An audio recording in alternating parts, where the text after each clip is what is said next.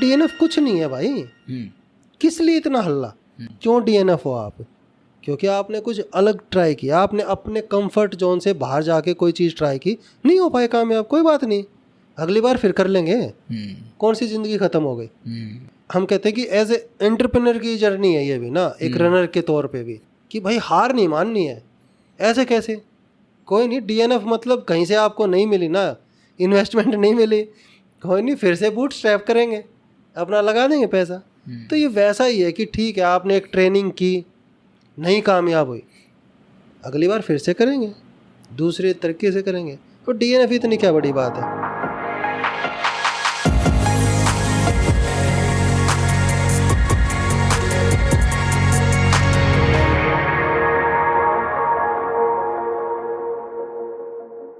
स्वागत है आपका फाइंड योर अल्ट्रा पॉडकास्ट में। एपिसोड 10 आपको मिलवाएगा एक बहुत ही दिलचस्प शख्सियत से। मैं बात कर रहा हूँ विश्वास सिंधु की, जिनको भारत की रनिंग कम्युनिटी बहुत अच्छे से जानती है। विश्वास एक एंटरप्रेन्योर हैं जिनके खेत भी हैं, उनकी मिठाई की दुकानें भी हैं, पर वो सबसे फेमस हैं अपने वेंचर हेल रेस की वजह से। हेल रेस एक एडवेंचर स्पोर्ट्स कंपनी है जो अल्ट्रा डिस्टेंस रेसेस ऑर्गेनाइज करती है भारत के अलग अलग हिस्सों में। इनकी टैगलाइन है not for the weak of will. इससे अंदाज़ा लग जाता है कि किस तरह की रेसेस होंगी। ये वो रेसेस नहीं है जो आप थोड़ी सी ट्रेनिंग करके हंसते खेलते फिनिशर मेडल घर ले जा सकते हैं। हेल रेस का मेडल लेने के लिए आपको हेल से गुजरना होता है, पहले ट्रेनिंग में और फिर रेसिंग में। ये पॉडकास्ट मेनली विश्वास के व्यक्तिगत सफ़र के बारे में है। इसमें हेल रेस का काफ़ी जिक्र है, काफ़ी बातें हैं, पर वो सभी विश्वास के नज़रिए से हैं। तो इसको सुनिएगा विश्वास की पर्सनल जर्नी की तरह। किसी फ्यूचर एपिसोड में हम हेल रेस की पूरी टीम, जो कि हेल रेस की मशीनरी है, उनसे ज़रूर बात करेंगे। आज की बातचीत काफ़ी देसी, काफ़ी साफ, काफ़ी रॉ, अनफिल्टर्ड, ऑनेस्ट कॉन्वर्सेशन है और आप हैरान हो जाएंगे कि इस सिंपल सी बातचीत में कितने सारे लाइफ लेसन्स और एंटरप्रेन्योरशिप लेसन्स हैं। हमने हरियाणवी में भी बात की है, आखिरी तक सुनेंगे तो मज़ा आएगा। पेश है find your ultra podcast episode 10। This is me and विश्वास सिंधु। एन्जॉय।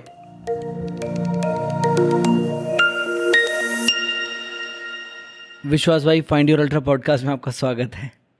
धन्यवाद भाई।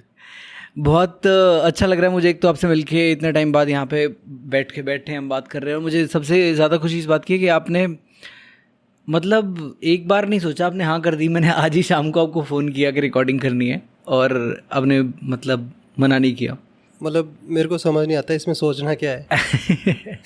मैं और आप वैसे भी तो हमेशा मिलते ही हैं ना। हाँ, तो हम बात ही करना। मैंने आपसे पूछा कि अच्छा क्या होता है पॉडकास्ट? हाँ, तो आप बोले कि ऐसे बातचीत करनी है, मन की बात तो मुझे ध्यान आ गया कि ये तो अपने प्रधानमंत्री जी भी करते हैं मन की बात, तो ठीक है हम भी कर लेंगे।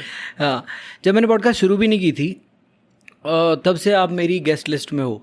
आपको अगर याद हो, दिसंबर में मैं जब बॉर्डर अल्ट्रा करने आया था, इनफैक्ट यूँ बोलने के नहीं करने आया था क्योंकि मैं डीएनएफ था उसमें, तो तब भी मैंने आपको बोला था वहीं पे पोस्ट रेस पार्टी में कि आप डेफिनेटली एक पॉडकास्ट की गेस्ट हो। तो आपको शायद याद ना, उस टाइम पे आप काफ़ी बिजी थे, पर आप लिस्ट में हमेशा से।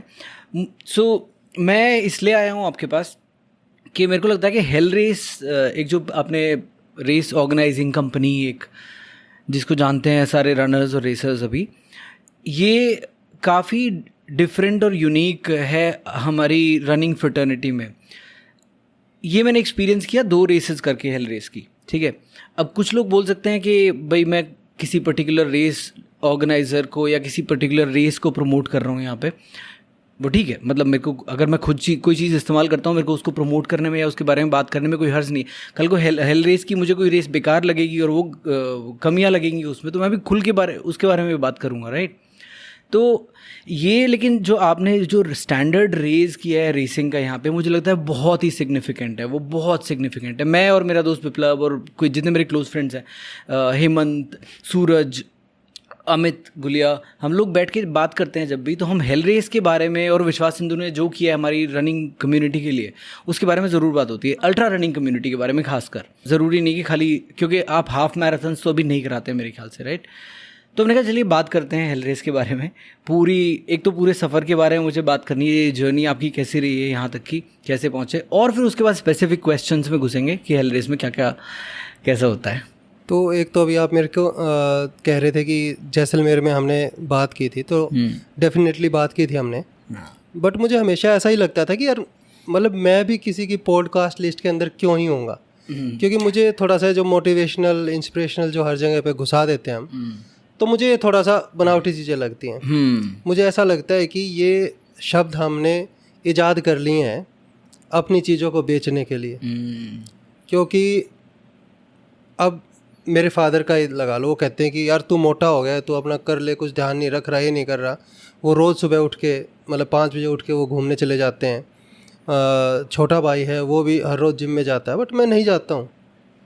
तो ऐसा नहीं है कि मेरे घर में मोटिवेशन नहीं है या मेरे घर में इंस्पिरेशन नहीं है या मेरे घर में कोई बोलता नहीं है, बट मुझे ऐसा लगता है कि ये सारी चीज़ें ऐसी हैं, इनका रोल लिमिटेड है। लिमिटेड नहीं, ये आपके अंदर से ही आती हैं। जिस दिन मुझे लगेगा कि मुझे कुछ करना चाहिए उस दिन मैं कर लूँगा, एज सिंपल एज दैट। उससे ज़्यादा मेरे को ना किसी से मोटिवेशन चाहिए, ना इंस्पिरेशन चाहिए, और ना ही मैं किसी को बांटता हूँ।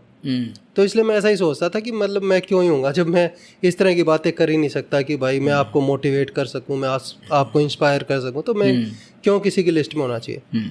बट चलो ठीक है, पर अभी आपका रीज़न रहा हो कि किस लिए हैं हम यहाँ पे, तो पर आपको क्या लग रहा है कि किस रीज़न से हो आप लिस्ट में?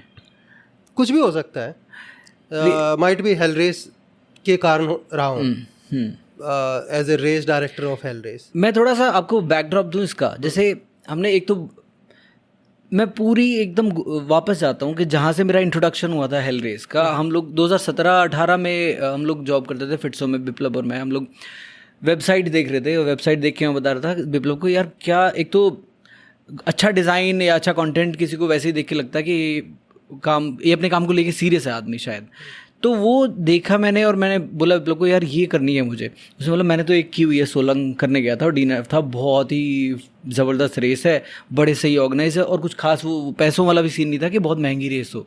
तो आप जाते हो, आपको पूरी वैल्यू फॉर मनी मिलती है और बहुत ही ज़बरदस्त रेस है वो वाली सोलंग। उसने बताया मुझे, मैंने सोलंग ना सुनी थी ना कुछ मतलब था मेरे को। फिर उसके बाद से ट्रैक करना चालू हुआ, जब देखा हाई 5 होती है, एक 480 होती है जो मेन रेस है, उसके आसपास पूरा और पढ़ा तो हमें लगा कि यार ये तो कमाल का क्यूरेशन है। अब यूजुअली ये देखा जाता है कि अगर एक रेस ऑर्गेनाइज़र ने एक कोई बढ़िया सी रेस बना ली, ठीक है, तो उसके आसपास उनका फिर पूरा ब्रांड बन जाता है। जैसे लद्दाख में कुछ होती हैं, है ना, वो एक हो गया तो हो गया। पर अगर कोई रेस ऑर्गेनाइज़र अलग अलग जोग्राफीज़ में जा रहा है, अलग अलग एक्सपीरियंसेस डिज़ाइन कर रहा है और उन सब में कोई खास बात है, तो फिर कोई खास बात है, फिर कोई सोच में खास बात होगी या कोई विजन में खास बात होगी। इसलिए ये डिफरेंट है हेल रेस, क्योंकि जब हम बॉर्डर में भी एक्सपीरियंस किया हमने, और ये आपकी शायद सबसे छोटी रेस होगी रेडस्टोन अल्ट्रा, और इनफैक्ट वो शायद हेल वाले कैलिबर की शायद नहीं होगी डिफ़िकल्टी लेवल में, लेकिन उसमें भी एक्सपीरियंस जो हमें नज़र आया ना, जो आपने डिज़ाइन किया है, मेहनत जो लगी है रूट को डिसाइड करने में और हर जगह पर रनर को एक्सपीरियंस देने में, वो खास बात है। वो बहुत डिफ्रेंशिएटिंग लगा हमें हेल के बारे में, इसलिए आपसे बात कर रहे हैं। देखो ऐसा है कि हेल रेस बस जब हमने स्टार्ट किया था तो उसके पीछे ऐसा कोई प्लान था नहीं कि हेल रेस ही करनी है या ऐसा कुछ करना है। तो बेसिकली हुआ क्या था कि मैं तो सॉफ्टवेयर इंजीनियर था और एक काम करते हैं ना विश्वास भाई, और पीछे जाते हैं, ठीक है। हेल रेस से पहले आपके बारे में बात करते हैं। आपका क्या बैकग्राउंड है, आप पैदा कहाँ हुए थे, ब्रॉटअप कहाँ हुए, क्या पढ़ाई की आपने, क्या किया अभी तक? तो बेसिकली मैं पैदा हुआ रोहतक के अंदर, जाट लैंड बोला जाता है। आज इंटरनेशनल जाट डे मैंने सुना, मुझे अमित गुलिया ने बताया कि बहुत सही दिन चुना है तूने। आज है। तो बेसिकली हार्टलैंड बोला जाता है हरियाणा का वो, तो जो हरियाणवी भाषा निकली, कल्चर निकला, बोली निकली, जो सबसे खड़ी बोली आपको उधर की ही मिलेगी। और तो वहीं बस रोहतक में ही पले बड़े, गांव में ही रहते थे हम लोग, वहीं रोहतक में ही पढ़ाई हुई, स्कूलिंग भी वहीं से, फिर कॉलेज भी वहीं से, फिर पोस्ट ग्रेजुएशन भी वहीं से। और मेरा ऐसा रहा है कि कभी से कि कुछ ना कुछ जैसे करते रहना ना। लाइक मैं स्कूल में था तो मेरी मदर जुडिशरी में जॉब करती थी। अब पहले जो गवर्नमेंट ऑफिस थे वो ऐसे ही थे, उनके आसपास झाड़ वाड़ जानते रहते थे। तो अब मेरी मदर के झाड़ वाड़ जानते रहते थे मतलब झाड़ी वगैरह रहती थी ऑफिस। पहले जो स्टैंडर्ड था गवर्नमेंट ऑफिस का वो इतना अच्छा नहीं था, जैसे अभी तो अच्छी बिल्डिंग बन गई है गवर्नमेंट ऑफिस की भी ना। ऑब्वियसली प्राइवेट अगर हम कॉर्पोरेट ऑफिस से बात करें तो अभी भी वो काफ़ी नीचे है उनका स्टैंडर्ड, लेकिन उस टाइम पे तो बहुत ही मतलब एकदम निम्न स्तर का था। तो आसपास काफ़ी झाड़ियाँ हो जाती थी, ये कुछ भी मतलब उगाता था ऐसे ना खरपतवार। तो उनमें जब मैं स्कूल में था तो उन्हीं खरपतवार में पता नहीं है क्या था, एक जैसे अपनी फली होती है उस टाइप का कुछ लगता था वहाँ पे उन झाड़ियों में। और उसको उसके अगर एक उस पे हम ऐसे अपना थूक लगा के रख दें तो फटता था वो। अच्छा। तो हमें क्या था, मैं उसको माचिस में भर के ले जाता, पूरे एक माचिस बनाता, खाली माचिस लेता, उसको भरता, स्कूल में जाके उसको 50 पैसे की बेच देता। 1 रुपये में पेटीज आती थी, 1 रुपये में वो आती थी जो अंटे वाला कोल्ड ड्रिंक, बंटा। हाँ बंटा। तो अपना 4 माचिस लेके जानी और अपना कर लेना। फिर मैं ग्रेजुएट हुआ तो मैं ये ब्लू लाइन बसेस थी, तो मुझे ऐसे चस्का लग गया कि अरे ठीक है यार, ये तो सही है कमाई, क्योंकि मेरी बुआ जी का लड़का है तो उसके पास थी अपनी बसेस। तो मैं आ गया इसमें 883 बसेस चला, 883 नंबर था जो ब्लू लाइन में उत्तम नगर से बस अड्डा, वो हम लोग चलाते थे। मतलब मैंने 2 बस यहाँ पे ठेके पे ली और फिर चलाई वो, और ठीक ठाक अपना चल रही थी। बट उसमें सबसे बड़ी बात क्या थी कि उसमें गाली गलोच मार धाड़ ये सब। अब मार धाड़ सिर्फ कोई नहीं, क्योंकि ठीक है वो जो बुआ जी का लड़का था वो खुद रेसलर था, मेरे फूफा जी का अखाड़ा था वहाँ पे। तो लेकिन मुझे लगा कि मतलब जब मैंने एजुकेशन ली है, एक BCA किया था मैंने, अच्छा, और उसके बाद मैंने MCA में एडमिशन ले लिया था, वो भी फुल टाइम में, बट चले आ गया मैं वहाँ पे। और ये तो ऐसा है कि मतलब ठीक है, हमारे जो लेक्चरर्स वगैरह थे तो उनके साथ ठीक था हमारा, उन्होंने अलाउ कर दिया कि ठीक है भाई तेरे को जो करना है कर ले, एग्ज़ाम देने आ जाना तू। तो फिर खुद ही अंदर से आया कि यार नहीं ये काम तो नहीं करते हैं। तो 6 महीने बाद वो छोड़ दिया। फिर छोटा भाई रेसलिंग करता था तो उसका मैं, भरत भाई, हाँ भरत भाई, तो उसका मैं दूध लेके जाता था हर रोज़ ना। मतलब गांव से ट्रेन पकड़नी और यहाँ उतरना, पीरा गड्डी से बस पकड़नी, उसके अपना अखाड़े में जाना, दूध देना, फिर वापस घर चला जाना। और पढ़ाई भी हो रही थी साथ ही साथ। तो इसी बीच में एक दोस्त का फ़ोन आता है, वो मतलब B.Tech करके वो जॉब लग गया था। तो उन्होंने कहा कि विश्वास हमारे उसमें अभी वैकेंसी निकली हुई है। मैं बोला किस चीज़?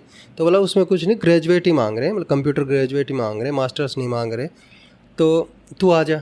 तो मैं दूध देने गया, मैं आ गया। तो मतलब ये रहा है कि मेरा मैथ और रीजनिंग कभी से स्ट्रांग रही हैं। इंग्लिश में तो हम ऐसे ही थे, बट वो तो वही जितने भी एंट्रेंस एग्ज़ाम होते हैं कंप्यूटर कंपनीज़ में उनमें वही आता है।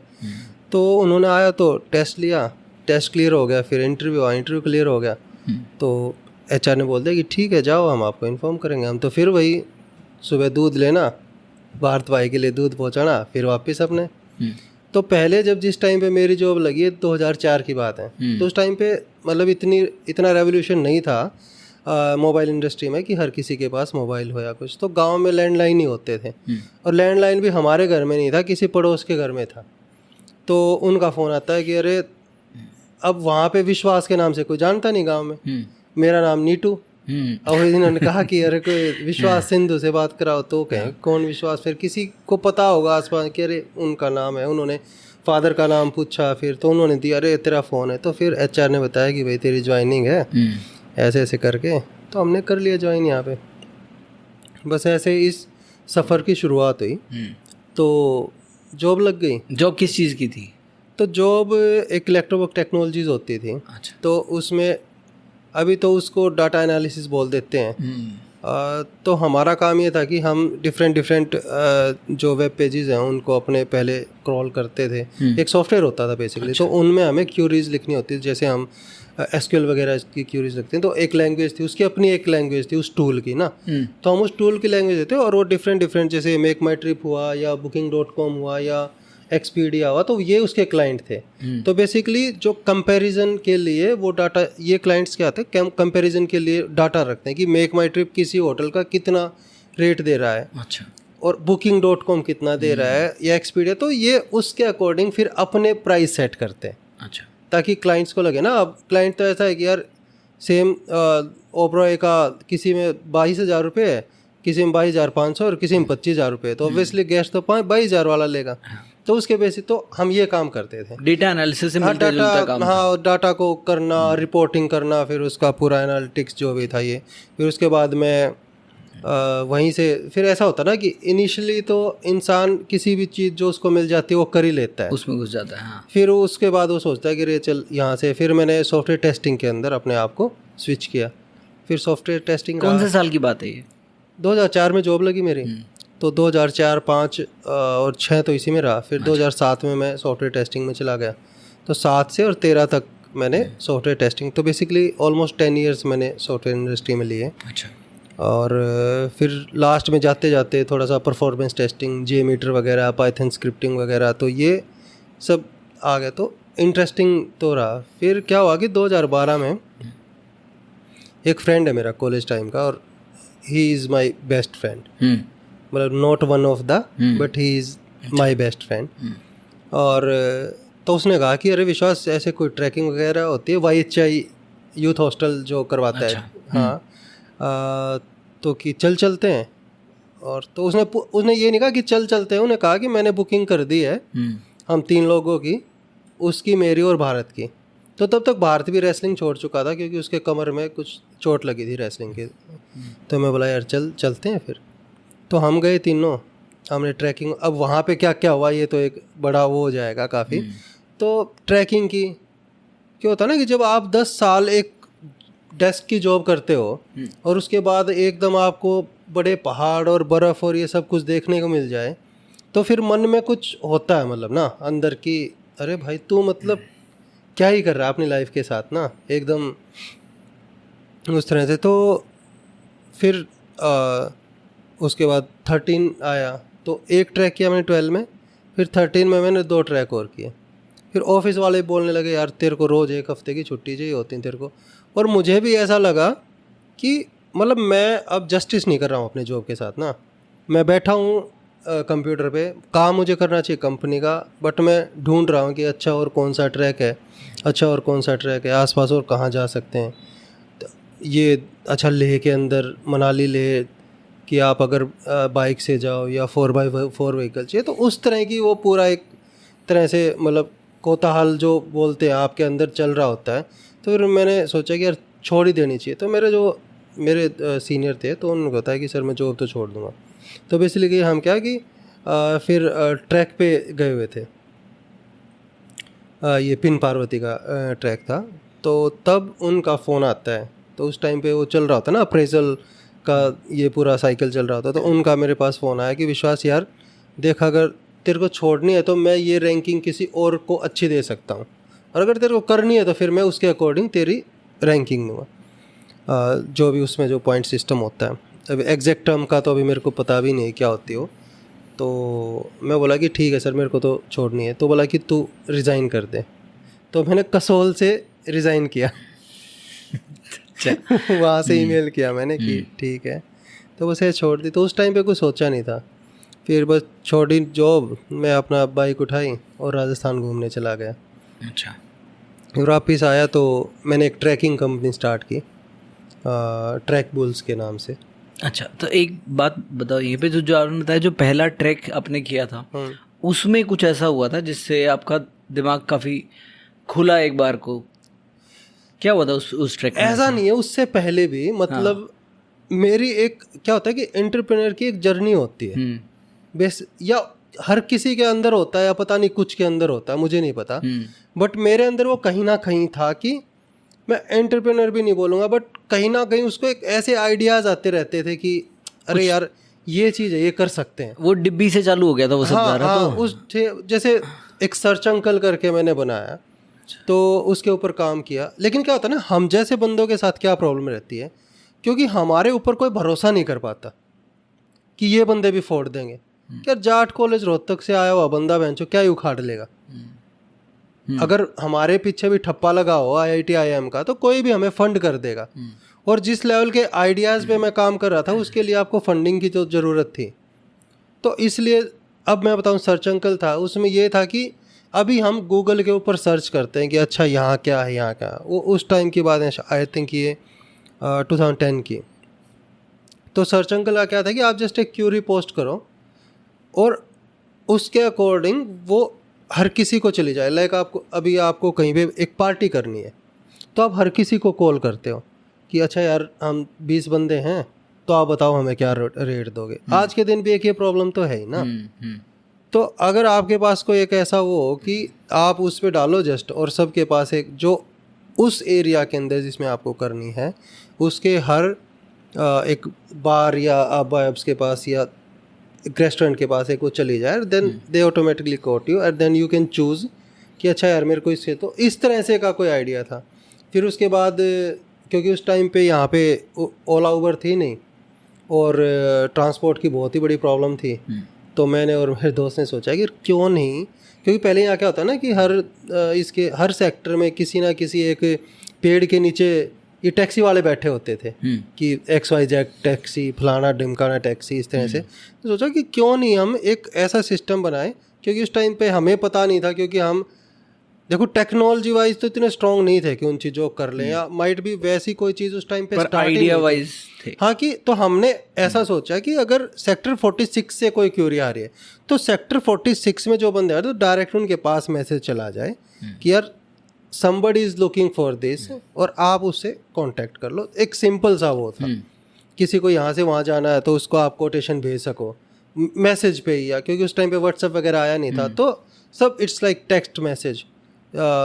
तो वही चीज़ें चल रही थी फिर कि अब उसके लिए टेक्नोलॉजी चाहिए कि आपको अच्छे प्रोग्रामर डेवलपर हायर करने पड़ेंगे, आपको सैलरी देनी पड़ेगी, तो हमारे पास तो है नहीं, तो अब उसके लिए इन्वेस्टर चाहिए।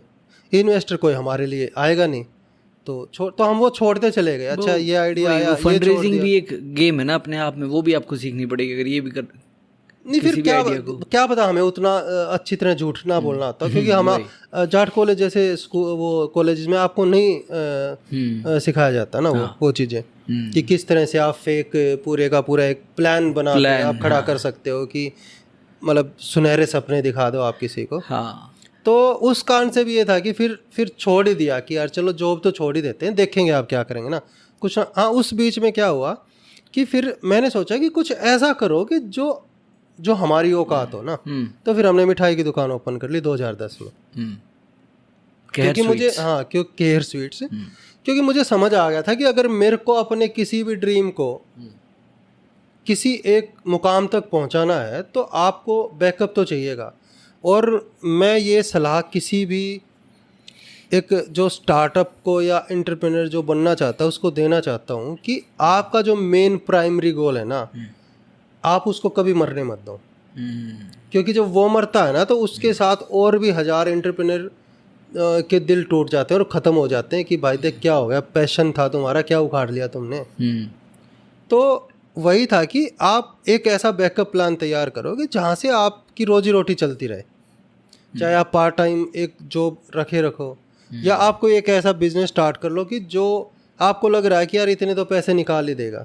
तो हमने basically care sweets as a backup plan start किया था कि चलो हम एक स्वीट शॉप करते हैं, क्योंकि वैसे मेरा था कि मैं अपना एक कोई फूड ब्रांड बनाऊंगा, तो उसकी तरफ भी एक कदम था।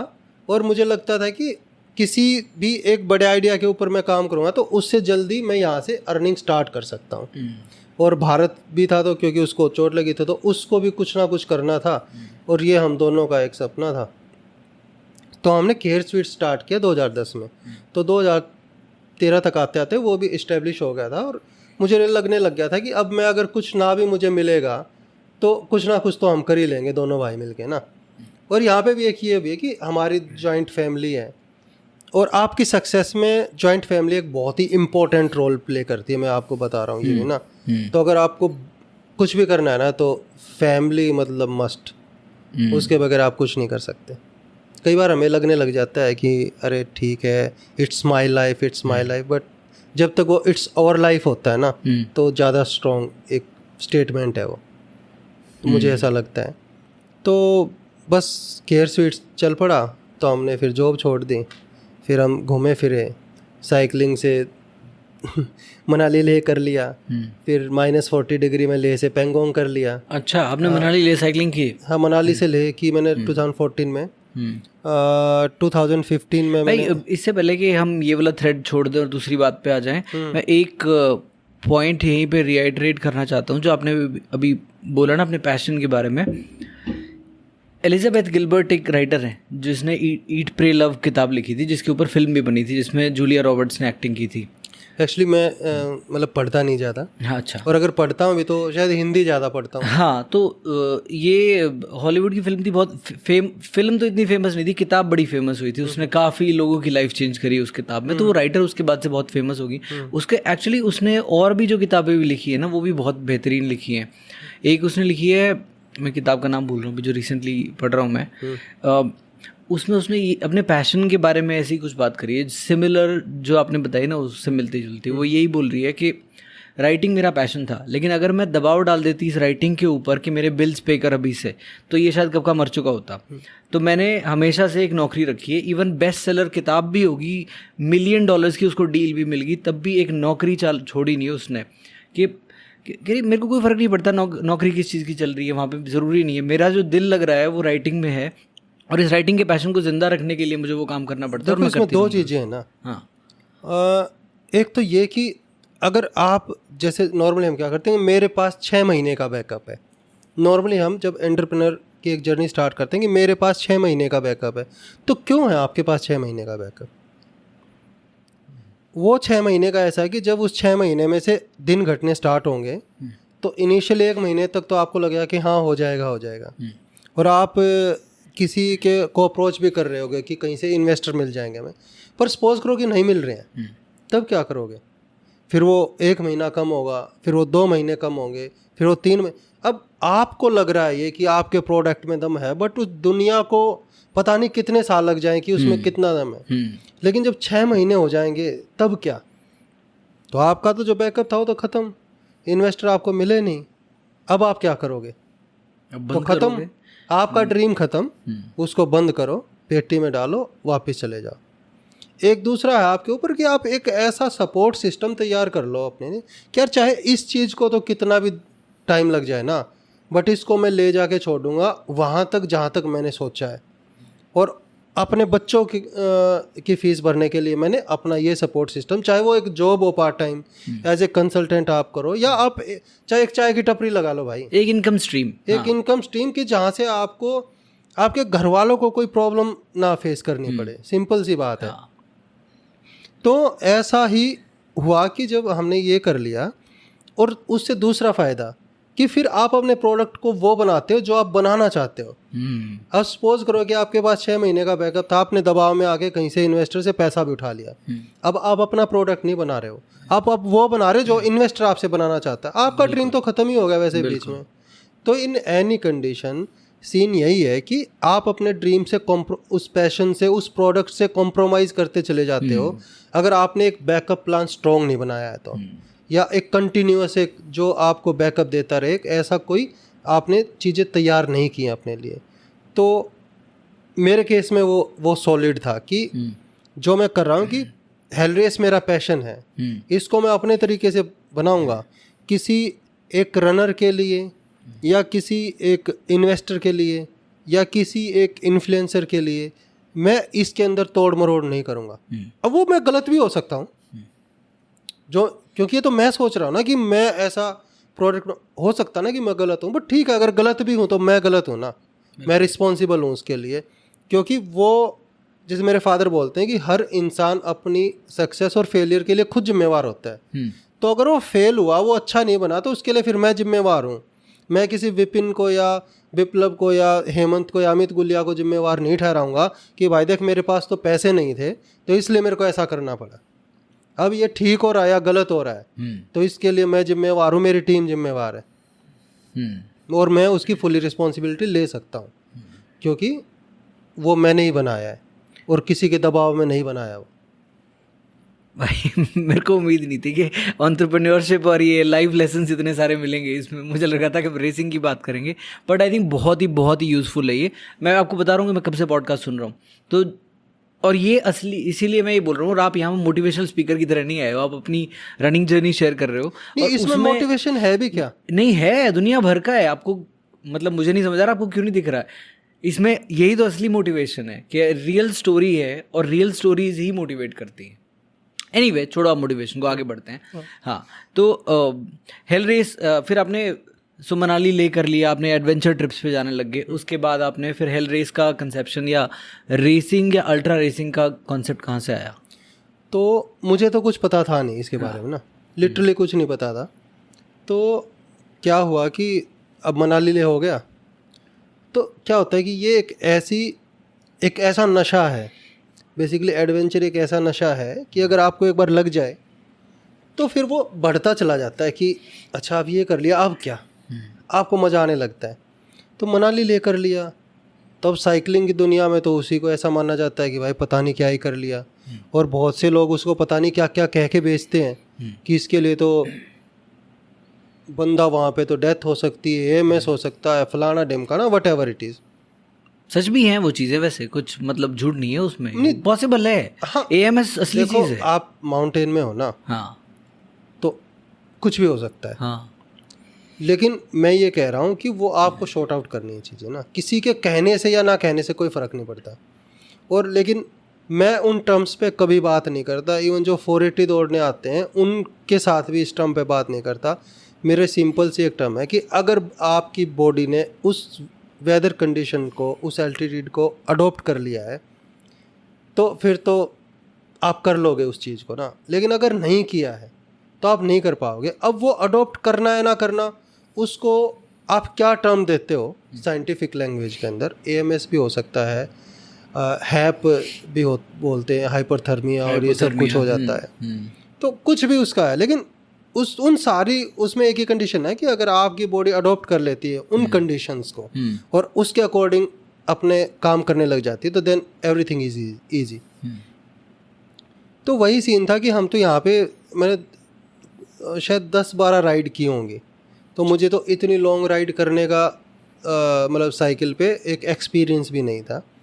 बट हाँ, ये था कि हाँ यार मनाली ले करना है, क्योंकि वो फैसिनेट करती थी वो चीज़ ना, वो पिक्चर्स और वो सब कुछ। मैं टीम PHP पे पढ़ता था, मेरे काफ़ी दोस्त थे, मतलब मेरे सॉफ्टवेयर उससे भी, जो बाइकिंग ट्रिप करके आए थे, मोटर बाइकिंग ट्रिप करके आए थे। और मैं भी ऐसा ही सोचता था, मतलब 2011 में मैंने बुलेट ली, वो इसीलिए ली थी कि मैं मनाली ले हाईवे पे ये लेके जाऊंगा। उससे पहले 2010 में मैंने टाटा सफारी ली, यही सोच के कि मेरे को वो करना, लेकिन वो ना सफारी में हुआ ना बुलेट में हुआ। वो फिर मैंने 2014 में जाके साइकिल पे किया, तो मेरा फर्स्ट वो था। तो उसको कर रहा था, वो ट्रांजिशन है, वो पूरा हाईवे ना, एक आप एकदम ग्रीन लैंड से स्टार्ट करते हो, फिर आप हाई पासिस के थ्रू जाते हो, एकदम बैरन हो जाता है, फिर आप ले में फिनिश करते हो। तो और वो लाइफ लेसन है एक ना, मतलब आप, वो एक सिंपल जर्नी नहीं है, मैं ऐसा मानता हूँ। और वो हर इंसान को करनी चाहिए इन एनी वो, चाहे आप उसको मोटर बाइक पे करो, या आप उसको गाड़ी में करो, या आप उसको साइकिल पे करो, या आप उसको पैदल करो। ज़रूरी नहीं है कि आप हेलल ट्राई करो, भाई किसी ने ज़बरदस्ती थोड़ी कर रखी है, आप खुद वॉक करके कर लो। एक तो मुझे ये समझ नहीं आता कि हर किसी को रेस ही क्यों करनी है। सही बात। कोई मेरे को कहे कभी कि भाई, तो मैं कहूँगा नहीं यार, मैं तो खुद कर लूँगा।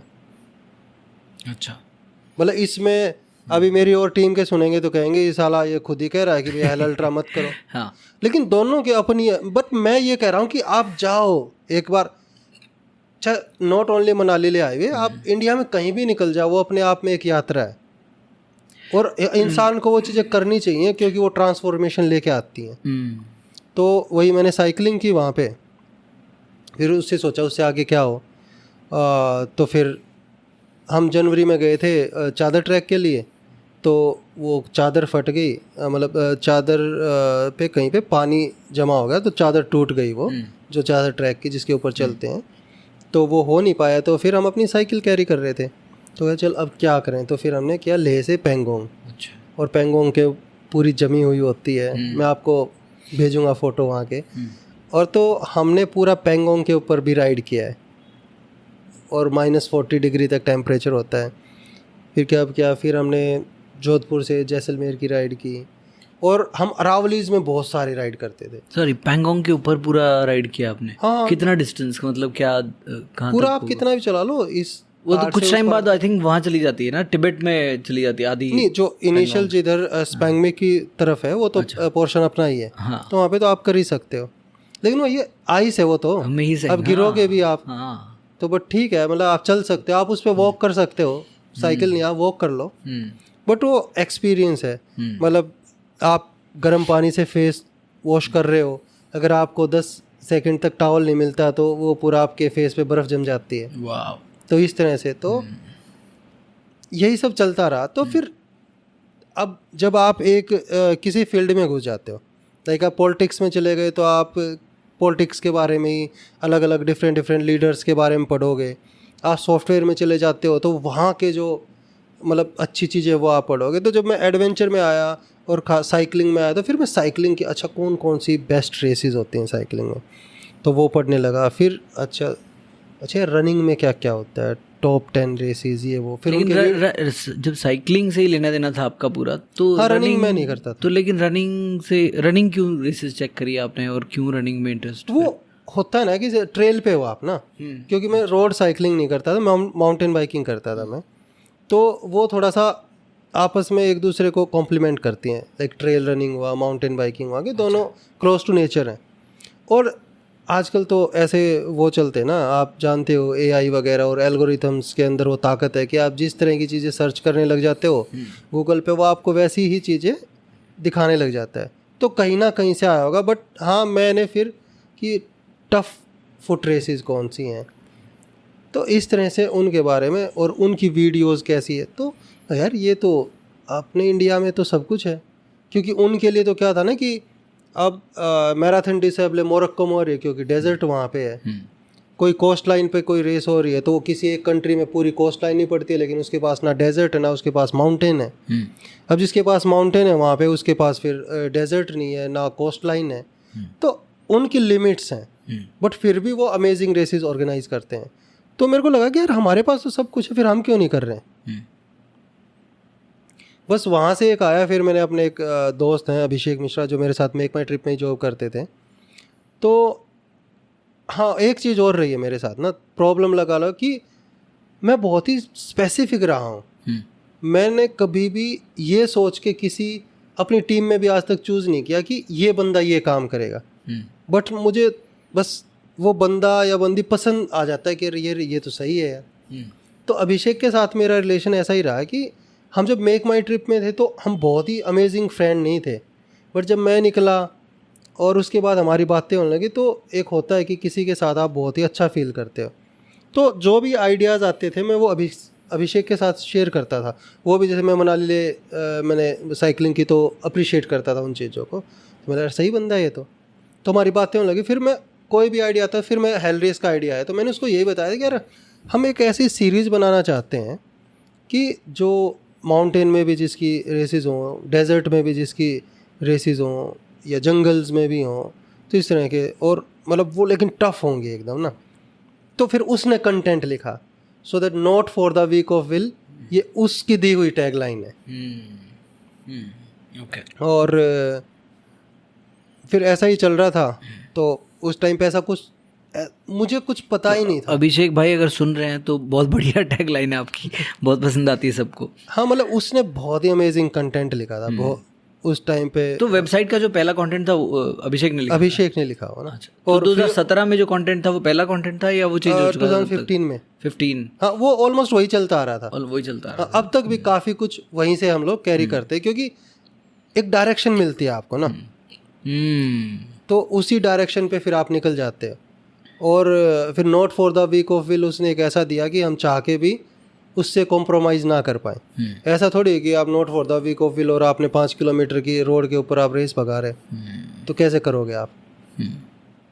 तो भाई जितने मैं बता रहा हूँ कॉर्पोरेट वर्ल्ड के लेसन्स है ना, जो क्यूबिकल्स में डिस्कस होते हैं या बोर्ड रूम्स में डिस्कस होते हैं, विजन, वैल्यूज़ जिन पे आप कभी कॉम्प्रोमाइज़ नहीं करोगे, एक विजन के, तो ये सारे बॉक्सेस ना आप टिक करते जा रहे हो बिना आपने शायद फॉर्मली नहीं किया होगा, इनको लिख के नहीं किया होगा कि भैया ये हमारी वैल्यूज़ है, ये हमारा ये।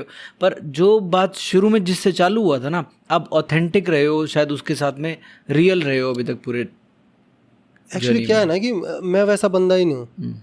आज भी हेल रेस के अंदर कोई प्लानिंग नहीं है, बट हमें चीज़ें बस अच्छी लगनी चाहिए और मज़ा आना चाहिए ना उसमें। मतलब क्योंकि आप बिजनेस किस लिए कर रहे हो, अब पैसा तो मैं बोल रहा हूँ कि मैं अगर मेरे को और भी पैसा कमाना तो ठीक है, केहर स्वीट्स की एक और ब्रांच ओपन कर लेंगे, वो मतलब ऑब्वियसली इससे ज़्यादा तो कमा ही लेंगे ना।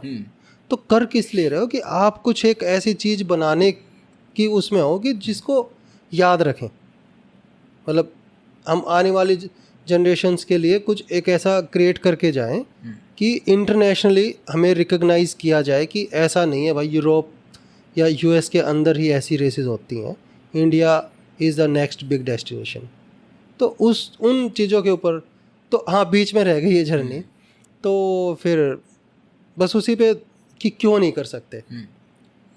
तो फिर अभिषेक ने कंटेंट लिखा? नहीं, कंटेंट नहीं लिखा, तो उससे पहले नाम के ऊपर आया। अच्छा। तो हाँ मैंने उसको नाम दिया, उसके बाद उसने कंटेंट लिखा। तो नाम हम सोच रहे थे कि क्या एक पता नहीं क्या रहा है कि नाम को लेके मैं हमेशा से ठीक ठाक रहा हूँ, मतलब नाम सोचने, चाहे बच्चों के नाम रखने हो या फिर अपने इवेंट्स के नाम रखने हो या कंपनी का नाम रखना हो। तो मेरे था कि जब भी आपकी लगती है ना और इंग्लिश का ज़माना है तो आप दो ही चीज़ें निकालते हैं कि व्हाट द हेल और व्हाट द फक। अब आप फक रेस तो रख नहीं सकते, तो इसलिए हमने hellrace.com उसका रख दिया। तो मैंने जिसके साथ भी उस टाइम पे डिस्कस किया तो कहते यार ये क्यों, मतलब आपने इट्स नेगेटिव, क्योंकि अगर किसी का एक्सपीरियंस गंदा रहा तो कहेगा कि बहनचोद सच में ही hellrace है, ये तो फद्दू बना रहे हैं। तो क्योंकि अब वो अच्छा लगता है क्योंकि चीज़ें अच्छी बन गई हैं। लेकिन आप सपोज करो कि आप किसी ऐसी रेस में जाओ जिसका नाम hellrace है और आप एकदम वर्स्ट वहाँ से एक्सपीरियंस लेके आओ, तो वो तो दोनों एक दूसरे को कॉम्प्लीमेंट कर रहे हैं। नाम भी hellrace ही और है भी इतनी घटिया। हाँ, तो वो एक रिस्क देखो आप उस घटिया मतलब आपकी हालत खराब कर दी उसने, उस नोट हालत खराब कर दी। देखो हालत तो hellrace खराब कर दी, बट सपोज करो कि इस तरह के इश्यूज आ गए कि यार ना वहाँ मार्किंग थी, ना वहाँ पे हाइड्रेशन था, ना कुछ था। अच्छा। मतलब एक्सपीरियंस इन दैट सेंस। अच्छा, नॉट इन कि आप DNF हो गए हो या कुछ और हो गए हो, not in that sense, but in a bad manner कि आपने कुछ मतलब आपने एक रेस ऑर्गेनाइज की और उसका एक्सपीरियंस बहुत ही घटिया रहा। नोट की आपकी लगी पड़ी है। ओके, घटिया मतलब घटिया, जो प्रॉमिस किया गया था वो भी नहीं मिला, किया गया वो मिला ही नहीं, वो मिला ही नहीं। हाँ, अब उसको ना कि मैं जाऊं कि hellrace है और आपको वहाँ पे किसी मतलब कि 2 किलोमीटर के उस पर चक्कर कटा दूँ, आपको 50 चक्कर कटा दूँ, 100 किलोमीटर हो गया, आप कहेंगे भाई क्या मतलब फद्दू बना रहा है ना ये बंदा, और इतने पैसे कर रहा है और ये इसके नाम पे देखो क्या करवा रहा है ना, बस not for the weak of will, not for the weak of will कह के या करवा रहा कि क्या ये क्या not for the weak of will हुआ। तो इन दैट सेंस तो एक और रिस्क, मतलब मेरे को जिस भी उस टाइम पे जिस भी मैंने फ्रेंड के साथ ये डिस्कस किया तो सबका यही था कि यार मतलब इट्स अ नेगेटिव वर्ड। फिर मैं चलो करते हैं ना फिर नेगेटिव, लेकिन हाँ लेकिन सबका एक बात है कि एकदम कैचिंग वर्ड है ना, कि कोई भी देखेगा कि द hellrace साला ये क्या है, देखो तो सही इसको, कैची तो है। लेकिन एक बात बताओ ना, ये गंदा एक्सपीरियंस देना तो आपका मकसद नहीं रहा होगा ना, कि मकसद नहीं, जो प्रॉमिस किया है वो ना मिले, वो तो नहीं मकसद रहा होगा ना। मकसद नहीं है, लेकिन क्या होता है कि अब मैं वही कह रहा हूँ ना कि मेरा माइंड एक तरह से काम करता है और हर किसी का माइंड अपना अलग अलग है। जैसे आपने अपने पॉडकास्ट का नाम रखा तो उसके पीछे कोई आपका विजन रहा होगा, माइट भी आप किसी दूसरे व्यक्ति के साथ उसको अगर शेयर करोगे तो वो उसको कुछ क्या पता वो उसमें कुछ कमी निकाल दे कि यार विपिन ये नहीं, ये करते हैं इसका ना।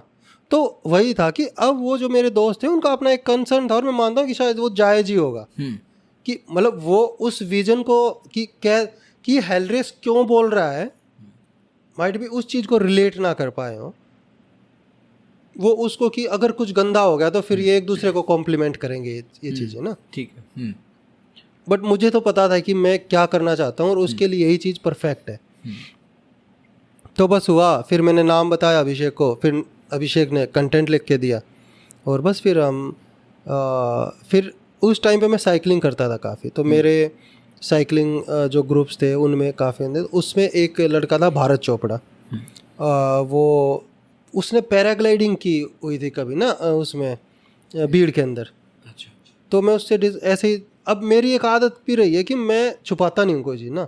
मेरे पास कल को कोई किसी नई रेस का भी आइडिया होगा, मैं आपके साथ भी डिस्कस कर लूँगा, मैं कोच रविंदर के साथ भी डिस्कस कर सकता हूँ, मैं किसी के साथ भी डिस्कस कर सकता हूँ बगैर ये सोचे कि यार अगर किसी को पता लग गया और इसने ये चीज़ करवा ली तो फिर क्या होगा। और उसके कारण से मेरे साथ हमेशा ठीक ही हुआ कि ठीक है, मुझे हेल्प ही मिली है। तो मैं ऐसे कर रहा था तो भरत बोला कि यार ऐसी ट्रेल तो वहाँ भीड़ में है, मैं पैराग्लाइडिंग करता हूँ तो मेरे को ऊपर से दिखती हैं, वहाँ तो बहुत है ऐसी ट्रेल, मैं बोला चलते हैं फिर। तो मुझे लिटरली पता भी नहीं था कि भीड़ है कहाँ।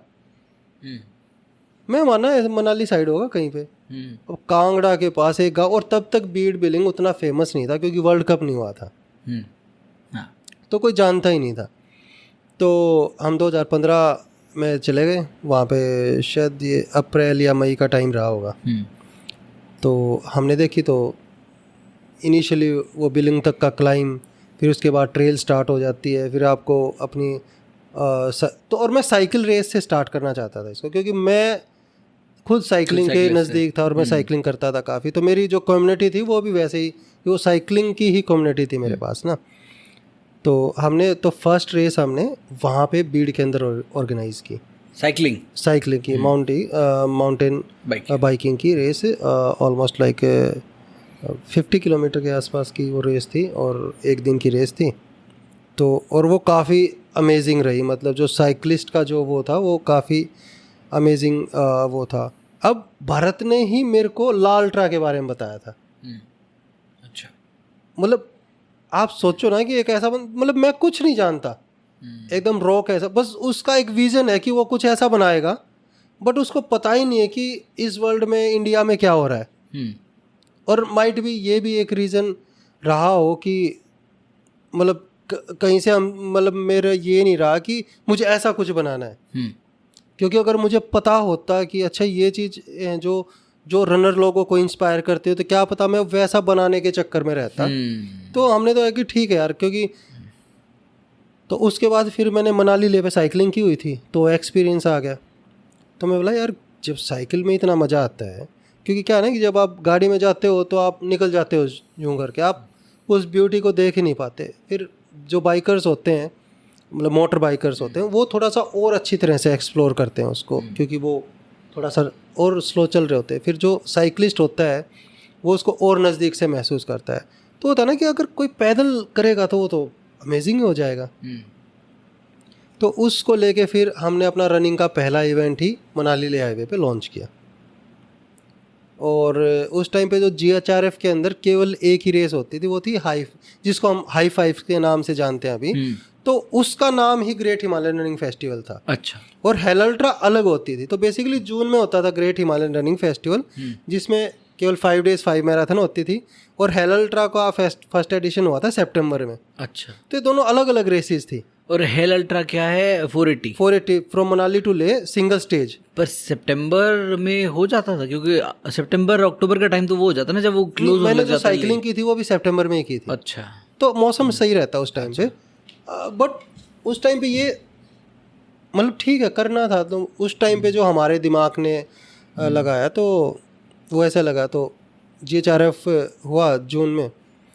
तो अब उस टाइम पे हमारे पास क्या था कि हाँ, एक चीज़ हमारे पास हमेशा सॉलिड रही है, टीम ना, और उस आइडिया के पीछे खड़े होने वाले लोग, और उनको कोई फ़र्क ही नहीं पड़ता कि इसके अंदर एक बंदा आएगा या 10 आएंगे या 100 आएंगे।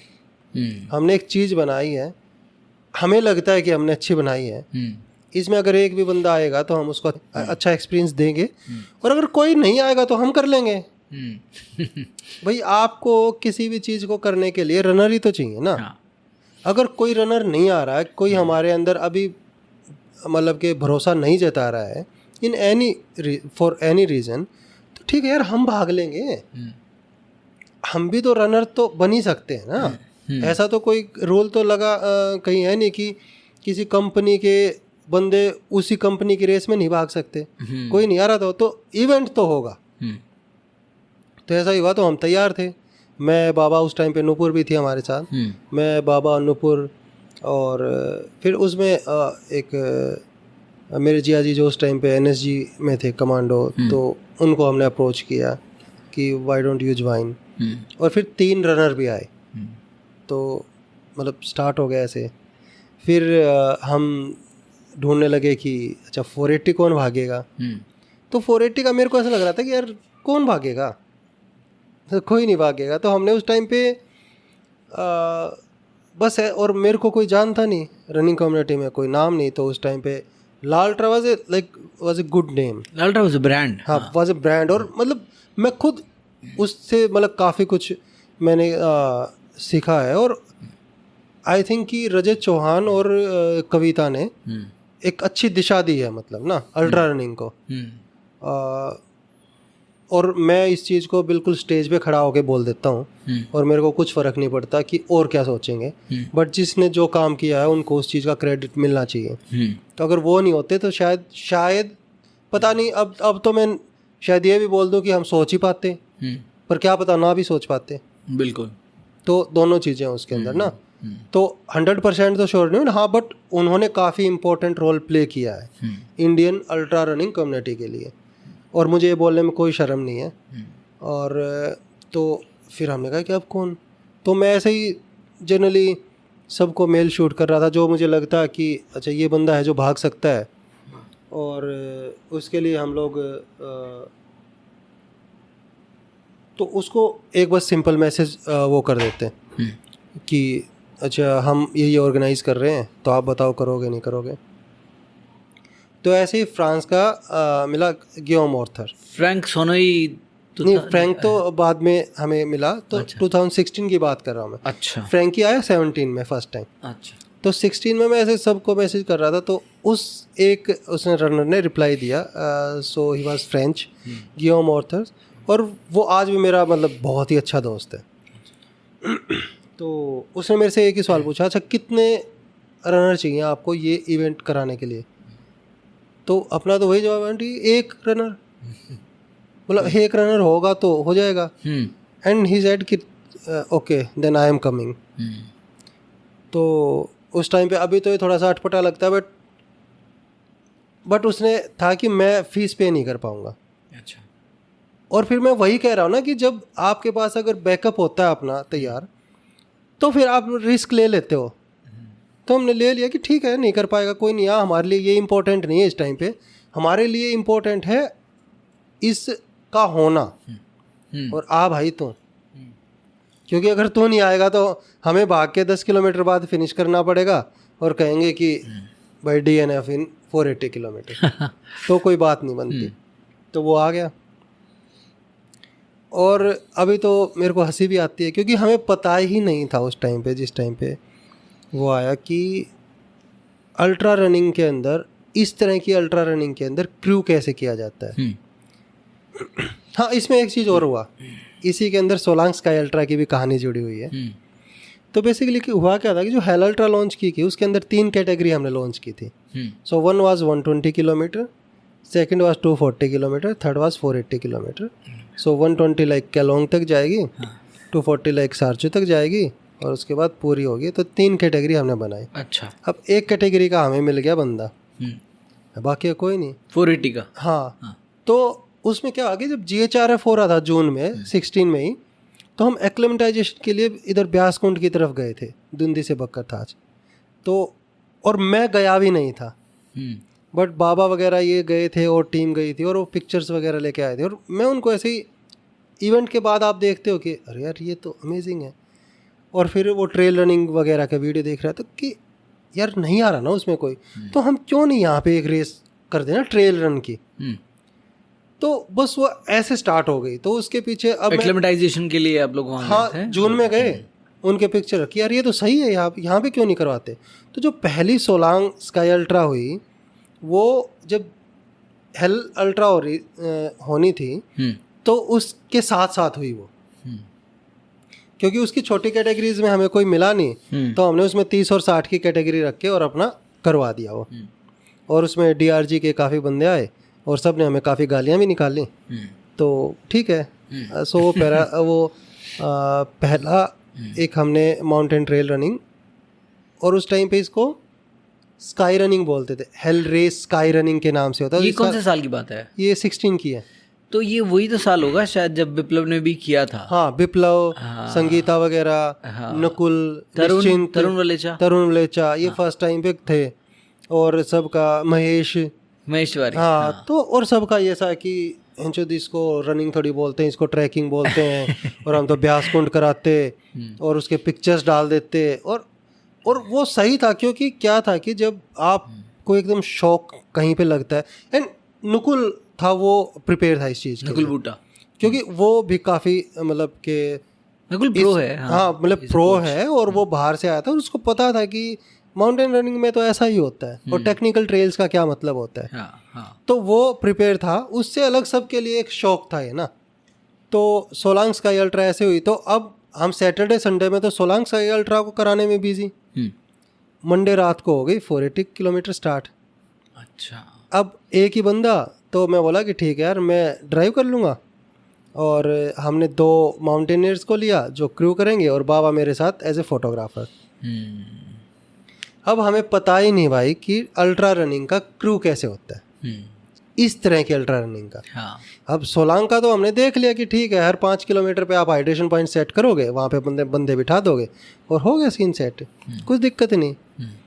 अब हमें पता ही नहीं कि जो मतलब मूविंग हाइड्रेशन कैसे चलता है, ये सब कुछ। तो हमने बोला कि कर लेंगे यार, क्या होगा, सीख लेंगे। तो अब हुआ क्या कि हम प्रिपेयर नहीं किसी चीज़ के लिए। अब बंदा मढ़ी पहुंच गया 4 घंटे में। हम खुद शॉक्ड कि यार इतना फास्ट जा रहा है, इसको 480 किलोमीटर करना है। तो वहाँ तक तो ठीक है ना, क्योंकि रात को 10 बजे स्टार्ट हुई तो इतनी जल्दी नींद नहीं आती। फिर उसने कहा कि यार अभी कुछ गर्म मिल जाए, और हम प्रिपेयर ही नहीं, हमारे पास ना थर्मस ना कुछ और। फिर हमने वहाँ पे एक ट्रक, और उस टाइम पे अभी तो रात को वहाँ पे ढाबे ओपन रहते हैं क्योंकि अच्छे बन गए हैं वो। उस टाइम पे रात को सब, क्योंकि कोई रात को कोई टूरिस्ट तो जाता नहीं था, तो सब क्लोज हो जाता था। तो रात को ढाबे क्लोज वहाँ पे मढ़ी में। उसने भाई साहब ने चाय मांग ली, तो हमने एक ट्रक वाले को कहा मैं यार बना भाई कुछ। बोला यार अब थोड़ी अब सो जाओ तुम। मैं बोला सोने के लिए नहीं, ये बंदा भाग रहा, वो खुद शौक में कि क्या बहनचोद क्यों भाग रहा है। मैं बोला भाग रहा है ना, ये बोला चल यार इसके लिए तो बना ही देंगे। तो उन्होंने ट्रक वाले ने चाय दी, उसको पिलाई। फिर उन्हें रोहतांग क्रॉस कर लिया। अब रोहतांग क्रॉस करते करते हमारी हालत ऐसी हो गई कि अब आए हमें नींद। तो पहले तो हम उसको उतर के सब कुछ आगे से आगे दे रहे थे। फिर उसके बाद हमने क्या कर दिया कि जब वो आए तो हम पूछ लिया अच्छा यू नीड एनीथिंग, तो वो कुछ कहे तो हम उतर के दे दें। बट मतलब वो एकदम एग्रेसिवली उसको वो करना हमारा बंद हो गया कि पहले ही प्रॉम्प्ट करो उसको कि भैया क्या चाहिए बताओ क्या चाहिए, इस तरह से। फिर उसने रोहतांग क्रॉस करके कहा कि मैं अब नीचे जाको अक्सर आएगा तो वहाँ पे मैं चाय पीऊँगा। तो मैं एक ही आएगा बंदा बैठेगा और ठीक है बनवा देंगे चाय। तो हम गए, हम जाके अब ना बैठ रहे सुस्ता रहे कि ठीक है आएगा तब बोल देंगे चाय। वो आया, उसने कहा कि टी। मतलब बैठना अभी, बोला no I don't have that much time. बोला अभी बन जाएगी 5 मिनट में। तो वो मेरे लिए पहला लेसन था कि गियोम ने मेरे को बोला कि आप इस बात को समझो कि अगर मैं एक चाय के लिए 10 मिनट बैठूंगा और मैं एक दिन में 10 बार चाय पीता हूँ, तो इसका मतलब मैं 100 मिनट बैठ रहा हूँ। 100 मिनट का मतलब 1 घंटा 40 मिनट। अब मेरे पास है केवल 120 घंटे, तो मैं ये टाइम इसमें वेस्ट नहीं कर सकता। तो फिर हम समझ गए कि इसको क्या चाहिए। फिर जब भी वो चाय बोलता तो हम पहले ही बनवा के उसकी रखवा लेते, और जब वो हमें दिखता तो हम उसको अलग से कप में डाल के थे कि ये ले भाई पी। तो उसके बाद लेकिन क्या हुआ कि हर इंसान की लिमिट होती है, और वो जब वो उसके थ्रू गुजरता है तब ही वो समझता है। तो केलोंग भी टांडी क्रॉस करते करते लिटरली हमें ऐसा होगा कि भाई अब क्या, हमारी हालत ऐसी होगी कि हम गाड़ी को खड़ा करें साइड में लगाए और हम सो जाए। मतलब बस गाड़ी का हैंड ब्रेक भी जब हम खींच रहे थे तब तक सो जाते थे हम। ऐसा सीन हो गया, सबके साथ हो गया, चारों के साथ। अब गियोम आए, वो खुद ही गाड़ी को ओपन करे, खुद वो उसमें से अपना सामान निकाल ले जो उसको ले, और वो बंद करके चला जाए। और हमें पता भी नहीं कि वो गया, मतलब गाड़ी को खोल रहा है, निकाल रहा है, बंद कर रहा है, और हमें कुछ पता ही नहीं चल रहा है। ये कंडीशन थी हमारी। तो ये उसने बताया बाद में आपको सारा? नहीं, वो तो पता चल ही रहा था ना कि हर 20 मिनट में हमारे कि हाँ अब चला गया होगा वो ना आगे। और फिर हम देखते कि अच्छा हाँ आगे निकल गया है, फिर उससे 2 किलोमीटर आगे जाके खड़ी कर लेते गाड़ी को। तो वो होते होते और फिर दिमाग में कि भाई देख अगर इसका तो चाहे इसका पैर टूट जाए, ये मर जाए, तो तब तो हम बच सकते हैं, लेकिन अगर ये ऐसे ही चलता रहा तो अब हमें। लेकिन वो समझ गया। तो उसने कहा कि ठीक है आप जिस पर 140 किलोमीटर होगा और मैं वहाँ पे 1-1.5 घंटा रुकूंगा, लेकिन क्या करना कि आप वहाँ पे 4-5 घंटे रेस्ट कर लेना और मैं अपना सामान जो मेरे को ज़रूरत होगी वो मैं लेके चला जाऊँगा। और ठीक है यार, चलो बच गई है ना। तो उसने 22 घंटे में 23 घंटे में 140 किलोमीटर कर लिया, वो पहुँच गया जिस्पा। अब उसने जैसे ही शूज़ चेंज करने के लिए अपने शूज़ रिमूव किए और उसका पैर ऐसे सूज गया भाई, और बस फिर उसका ना पैर किसी जूते में फिट हो और उसको पेन हो गया और लिगामेंट इशू हो गया। और हमें लगा कि भाई अगर यहाँ पे इसमें कभी कुछ है, कोई भगवान हुआ तो उसने शायद हमारी सुन ली है या पहाड़ों ने सुन ली और हम बच गए। तो वहाँ पे उसकी रेस ख़त्म हो गई। लेकिन वहाँ से हम सीख गए जो हमें सीखना था कि एक अल्ट्रा रनिंग का क्रू कैसे किया जाता है। ये रनर वो है जो रन एक्सप्लोरर या कोई तो नाम से है ना, जो बहुत सारे वीडियोस बनाता था। हाँ, वही। हाँ, अच्छा। और उसने 2 बार अटेम्प्ट किया था ये? 3 बार। 3 बार। सो 2 बार तो वो जिस्पा में 2 बार जिस्पा जिंक्स था उसके लिए। हर बार बोलता कि जिस्पा में और एक बार उसने 450 किलोमीटर तक ऑल 5 पासिस क्रॉस्ड। तो उसने कॉक्सर में कॉक्सर नहीं, उपसी से आगे कारू में जाके उसको रेस छोड़नी पड़ी 450 किलोमीटर पे। हाँ, बस 30 किलोमीटर पहले। हाँ, क्योंकि टाइम नहीं बचा था। उसको लगा कि मैं DNF तो वैसे भी हो जाऊंगा, अच्छा, और कर नहीं पाऊंगा, तो अभी मैं पुश नहीं कर सकता इससे ज़्यादा ना। उसके बाद से नहीं आया वो। तो ये 19 की नहीं 16, 17, 18 3 में आया, 19 में आया नहीं वो। 20 में वो आने वाला था। 20 में हुआ नहीं, 20 में कोरोना कोविड आ गया। फिर 21 में भी कोविड आ गया। 22 में आई थिंक कि वो कुछ अपना ही प्रोजेक्ट कर रहा था कि एल्प्स को क्रॉस करने का। अच्छा। और अभी तो उसकी पेंडिंग लिस्ट में है, वो आएगा। हाँ है, उसको करना तो है ये ना। अच्छा, तो लेट्स सी कब आएगा। अभी यहाँ पे जब इस स्टोरी पे पहुँचे हैं तो अभी तक 480 जो है 480 2 बंदों ने फिनिश किया, शाश्वत और पुलकित। तीसरा, अच्छा, फ्रैंक सोनोई, फ्रैंकी ने 2 बार किया। अच्छा, उसने 2 बार किया, 17 और 18 में। सो 17 में जब ये रन एक्सप्लोरर का नाम भूल रहा हूँ मैं बार बार, क्या है? रन एक्सप्लोरर ही है शायद। रन एक्सप्लोरर ही है। हाँ, तो उसने जिस एडिशन में वो भी था उसमें फ्रैंक भी था। हाँ, सो 16 में तो वो अकेला था। भूपी सर भी थे। नहीं, 16 में वो अकेला था। हाँ। 17 में भूपी सर, गियोम और फ्रैंकी, हाँ, 3 थे। हाँ। तो गियोम तो जिस्पा में उसका रन फिनिश हो गया, राइट। और भूपी सर का मोरी प्लेन में। हाँ। और फ्रैंकी ने फिनिश किया 113 घंटे कुछ मिनट में। और 18 में वो फिर आया। हाँ। फ्रैंकी भी आया, गियोम भी आया, और उस टाइम पे 2 बंदे और आए थे। एक मैं नाम भूल रहा हूँ बिल्कुल, एक अपने इंडियन से। हाँ, इंडियन साउथ से था एक बंदा, और सनी भानवाला। हाँ, भानावाला था। हाँ, एक भानावाला था, और एक और था यार, वो काफ़ी, वो उस लड़के ने UTMB वगैरह भी की हुई है, और मैं बिल्कुल उसका नाम मतलब मिस कर रहा हूँ यहाँ पे। तो ये 4 आए थे। तो सनी भानावाला की तो मड़ी तक ही उसकी रेस हो गई थी। I don't know what happened. और उस जो दूसरा लड़का था अपना इंडियन ही, तो वो पहुंचा था ऑलमोस्ट सारचू तक। तो उसकी कितने किलोमीटर होता है सारचू तक? 215 to 17 किलोमीटर। ओके। और उसके बाद हाँ, ये 3rd टाइम की बात कर रहा हूँ मैं। उसके बाद 18 की बात है। गियोम का क्या कहते हैं, वही 450 किलोमीटर के बाद DNF हुआ, पर फ्रैंकी ने फिर से फिनिश की है 108 आवर्स में। अच्छा। तो फ्रैंकी बेसिकली सब 100 का टारगेट करके चल रहा था, और ये आज भी उसकी टू डू लिस्ट में कि मेरे को ये रेस सब 100 करनी है। और अभी कितना 118 में 108 में 108 में। और वही मतलब रिकॉर्ड भी अभी तक ना। फिर 19 में पुलकित आया, पुलकित और शाश्वत आया, और उस रेस में और भी कई लोग थे। हाँ, एक US से एक लड़का आया था, और फिर अपने राम जाट नेवी से, और एक और है उस साल में हाई फाइव में भी 4-5 भूपी सर भी आए फिर। अच्छा, उसमें दोबारा से आए भूपी सर, और एक नेवी से एक और था। तो आई थिंक 7 रनर थे जो कि 480 अटेम्प्ट कर रहे थे, और पूरी नेवी की टीम उसमें हाई फाइव में भी आई थी। तो हाई फाइव में भी अच्छे रनर थे। हाँ, हाई फाइव में एक हमारी टीम से भी था, संजय कुमार। हाँ, संजय ने रिकॉर्ड नेवी से। हाँ, तो आज भी वही है, मतलब कि संजय का रिकॉर्ड है सर, संजय का 29 आवर्स समथिंग ना, नहीं 26 आवर समथिंग, 26 या 27 आवर्स इतने का है। 26 27 हाई फाइव्स का। अच्छा हाँ, और उसका 480 का तो फ्रैंकी के नाम ही है। 108। शाश्वत और पुलकित ने कितने टाइम में किया?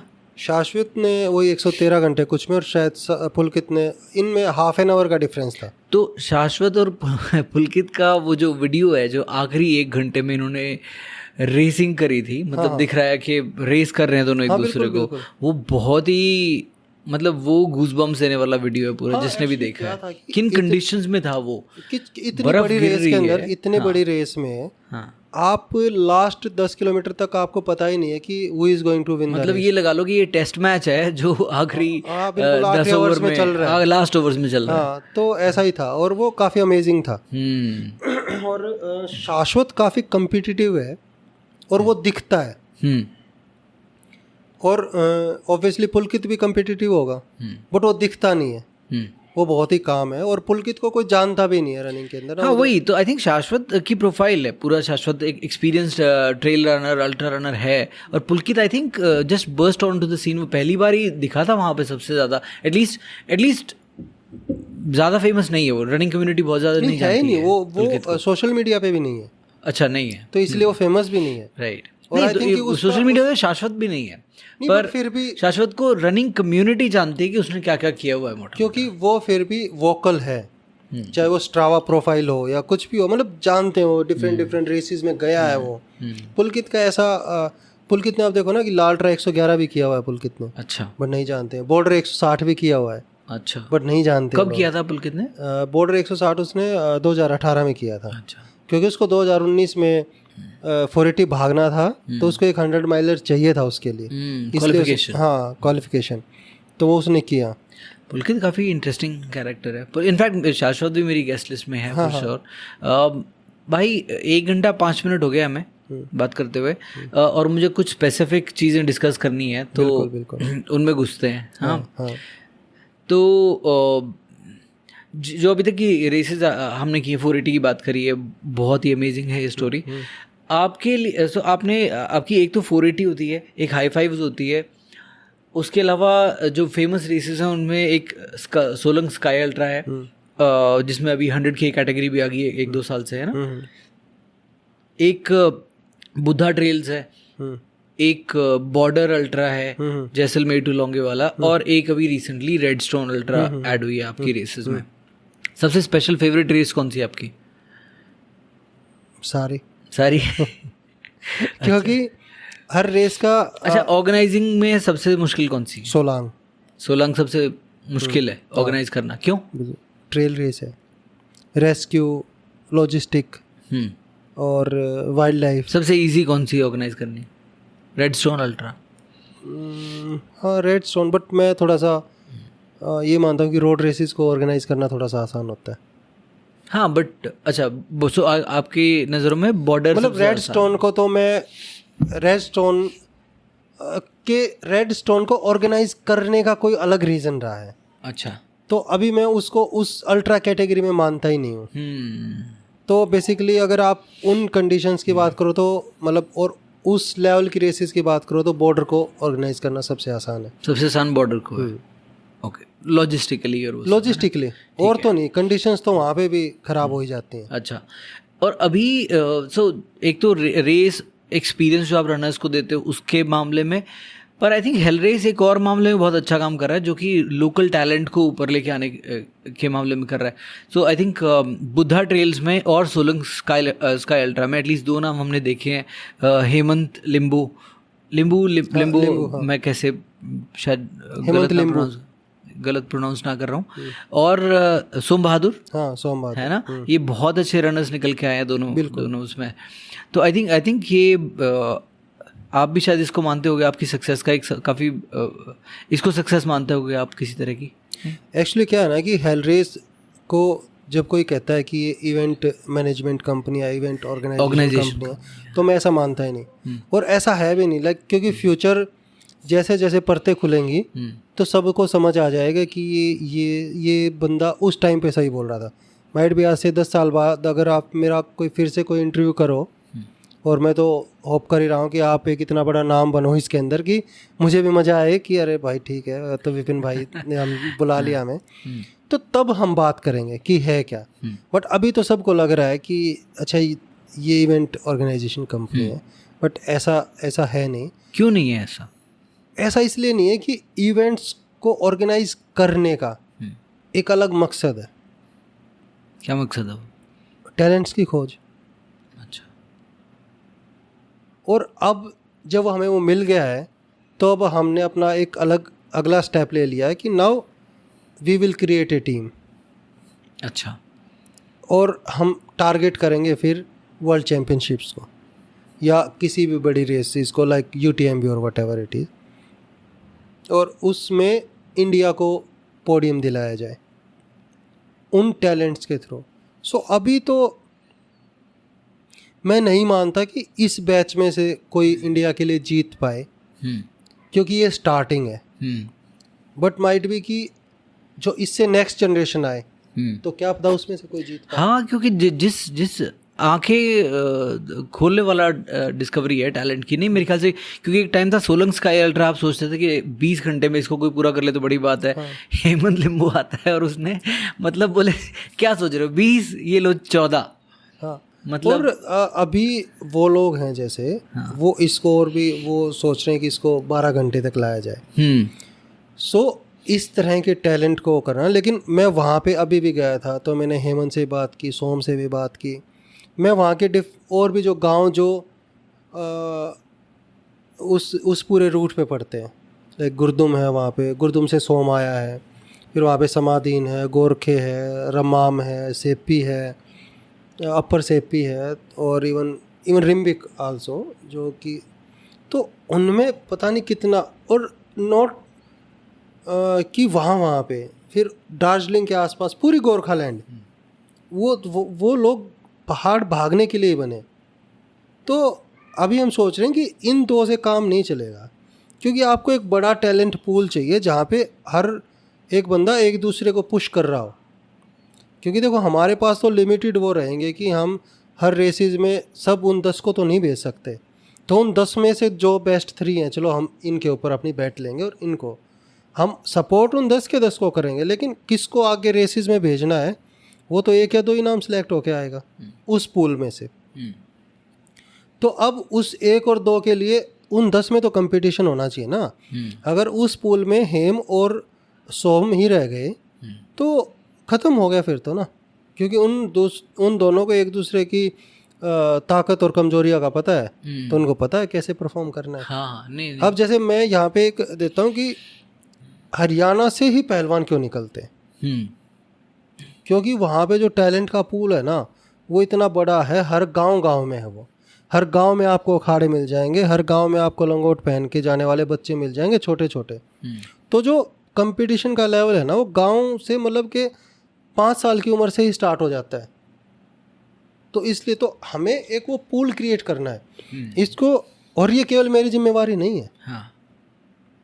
मैं तो क्या पता इसको या मेरे इवेंट ऑर्गेनाइज करने का क्या पता ये रीज़न हो कि शायद उस लेवल का या उस तरह की टेक्निकल ट्रेल्स में अभी तक कोई और इवेंट नहीं होता है। क्या पता जब वो होने लग जाए क्या पता हम छोड़ दें। यू नेवर नो ना, फ्यूचर कैसा है उसका तो कोई नहीं बता सकता। हाँ। और फिर हेल रेस को मतलब हर घर तक हम कैसे पहुंचा सकते हैं ना, क्योंकि ये कोई रेस ये कोई रेस नहीं है ये ना। मतलब पहाड़ों में आप अपनी मरवा रहे हो 32 घंटे, तो this is not a race तो हो जाती ना 5 किलोमीटर की, 10 किलोमीटर की, मैराथन तक। सो अल्ट्रा रनिंग को आप रेस नहीं बोल सकते। घर तक पहुंचाना तो बहुत आसान है ना। आप 3 किलोमीटर 5 किलोमीटर की करवाने लग जाओ तो आसान है। हेल रेस को कैसे पहुंचाओगे? हेल को कैसे घर तक पहुंचाओगे? तो मैं ऐसा मानता हूं। अच्छा, एक काम करते हैं, इसी सवाल के बारे में बात करते हैं। और को बताओ कि हेल को क्यों एक्सपीरियंस करना चाहिए सबको, क्यों हर घर तक पहुंचाना है आपको? वो मुझे इसलिए पहुंचाना है क्योंकि ये मैं जैसा देखता हूं ना कि कुछ रनर्स आते हैं इसके अंदर जो अपनी परफॉर्मेंस के लिए आते हैं, जैसे हेम और सोम जैसे जिनको, लेकिन बहुत से रनर ऐसे भी आते हैं जो कहीं ना कहीं अपने मतलब अंदर के उससे लड़ रहे होते हैं। जिसको आज की भाषा में हम डिप्रेशन बोल देते हैं, या वो अपनी लाइफ में एक लो फील कर रहा होता है, या कुछ ऐसा हो गया जिससे वो बाहर निकलने की कोशिश कर रहा होता है। सो इस तरह की races, not only hell race की रेसेस, बट इस तरह की रेसेस जहाँ वो कहीं पर भी हैं, let's call it difficult challenge, मुश्किल चैलेंज हाँ, से तो वो उनको हेल्प करता है। और जब हम आज के दिन बात कर रहे हैं कि मेंटल स्ट्रेस की जिस लेवल पे जा रहा है, डिप्रेशन हुआ, फ्रस्ट्रेशन हुई, जो तो उस केस में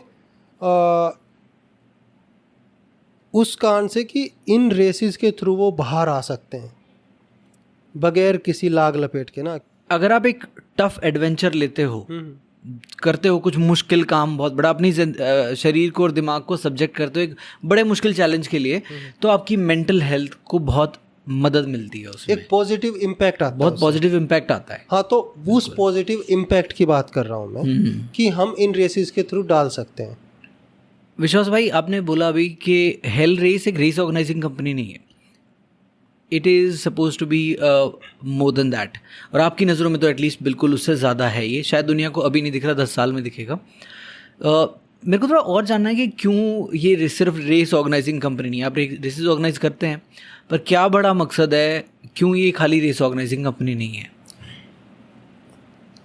तो इसके पीछे का एक तो वो है कि रेस ऑर्गेनाइजिंग कंपनी इसलिए नहीं है क्योंकि जो इसकी रेसेस है ना, जो जहाँ पे इसके अंदर जब रनर आता है, पार्टिसिपेट करता है, सो उसके लिए मोर देन रनिंग है ये ना। बेसिकली वो कुछ ना कुछ सीख के जाता है यहाँ से हमेशा, चाहे वो इन टर्म ऑफ हो कि उसको अपनी ट्रेनिंग के अंदर और चीज़ें क्या इंक्लूड करनी चाहिए उसको, या एक सिंपल सा लगा लो कि DNF क्या है। बहुत से बंदों की ये क्यूरीज आती हैं रेस के बाद कि हम DNF नहीं है, हम DNQ हैं, डिड नॉट क्वालिफाई, कि हमने रेस टाइम से खत्म नहीं किया, टाइम में नहीं की। हाँ। ITRA पॉइंट्स को लेके कुछ को, और उससे बड़ी बात क्या है ना कि मुझे ऐसा लगता है कि एक बार मेरे बेटे ने पूछा था एक बार ना कि आप क्या करते हो, तो मैंने कहा कि तू जब कॉलेज में हो जाएगा तो तेरा कोई दोस्त कभी हेल रेस की रेस करने जाएगा और वो तेरे को बता के आएगा कि अरे भाई मैं मतलब कोई ऐसी चीज़ करके आया हूँ। सो तब तेरे को रियलाइज़ होगा कि भाई मतलब तेरे फादर ने कुछ ना कुछ तो अच्छा किया है, या कुछ एक ऐसा बनाया है जिसके ऊपर तू प्राउड कर सकता है। अब यही सेम बातें रनर के ऊपर भी अप्लाई होती हैं। लाइक कि विपिन ने बॉर्डर की, चाहे वो DNF हुआ या उसने फिनिश कर लिया, वट एवर इट इज़ ना, लेकिन किसी राहुल बेगता ने 100 की, शाश्वत ने की।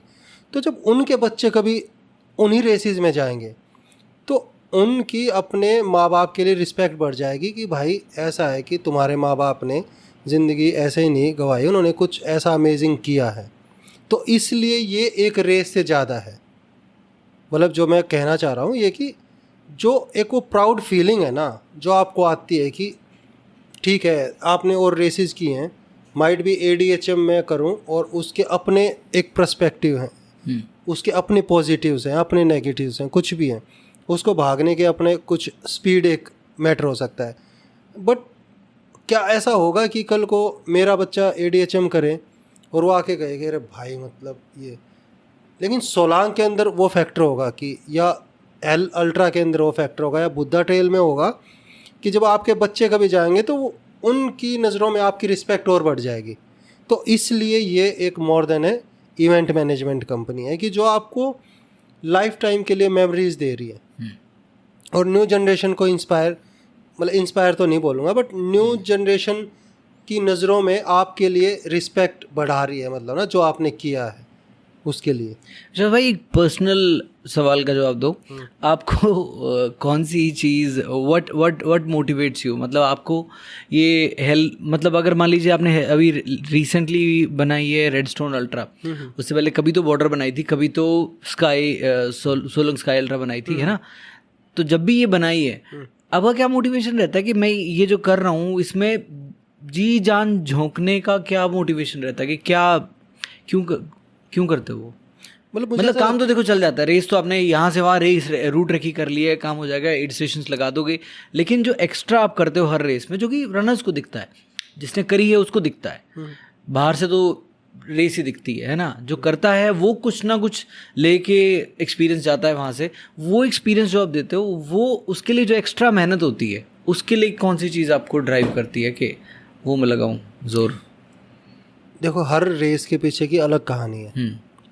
लाइक सोलांग स्काई अल्ट्रा बनी तो वो इसलिए कि जब हमारे पास टेक्निकल ट्रेल्स है, हमारे पास हिमालय है, तो हम क्यों नहीं बना सकते यूटीएमबी जैसी रेस ना, या हम किसी भी इंटरनेशनल स्टैंडर्ड की एक ट्रेल रेस क्यों नहीं बना सकते हैं। सो उसके पीछे का मोटिव ये था।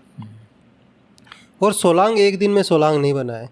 लाइक अगर आप विप्लव से अभी पूछोगे, विप्लव ने फर्स्ट एडिशन किया था, उसके बाद नहीं गया, लेकिन अब वो अगर उसी 30K के रूट पे जाएगा तो ये तो कम्प्लीटली चेंज है। तो उसने ग्रो किया अपने आप ना, इवॉल्व हुई है रेस भी रनर के साथ। रेस भी इवॉल्व हुई है, रेस ऑर्गेनाइजर्स भी इवॉल्व हुए हैं, हाँ, रनर्स भी और इवॉल्व रनर्स हुए भी। हैं। हाँ। और ऐसा ही लाइक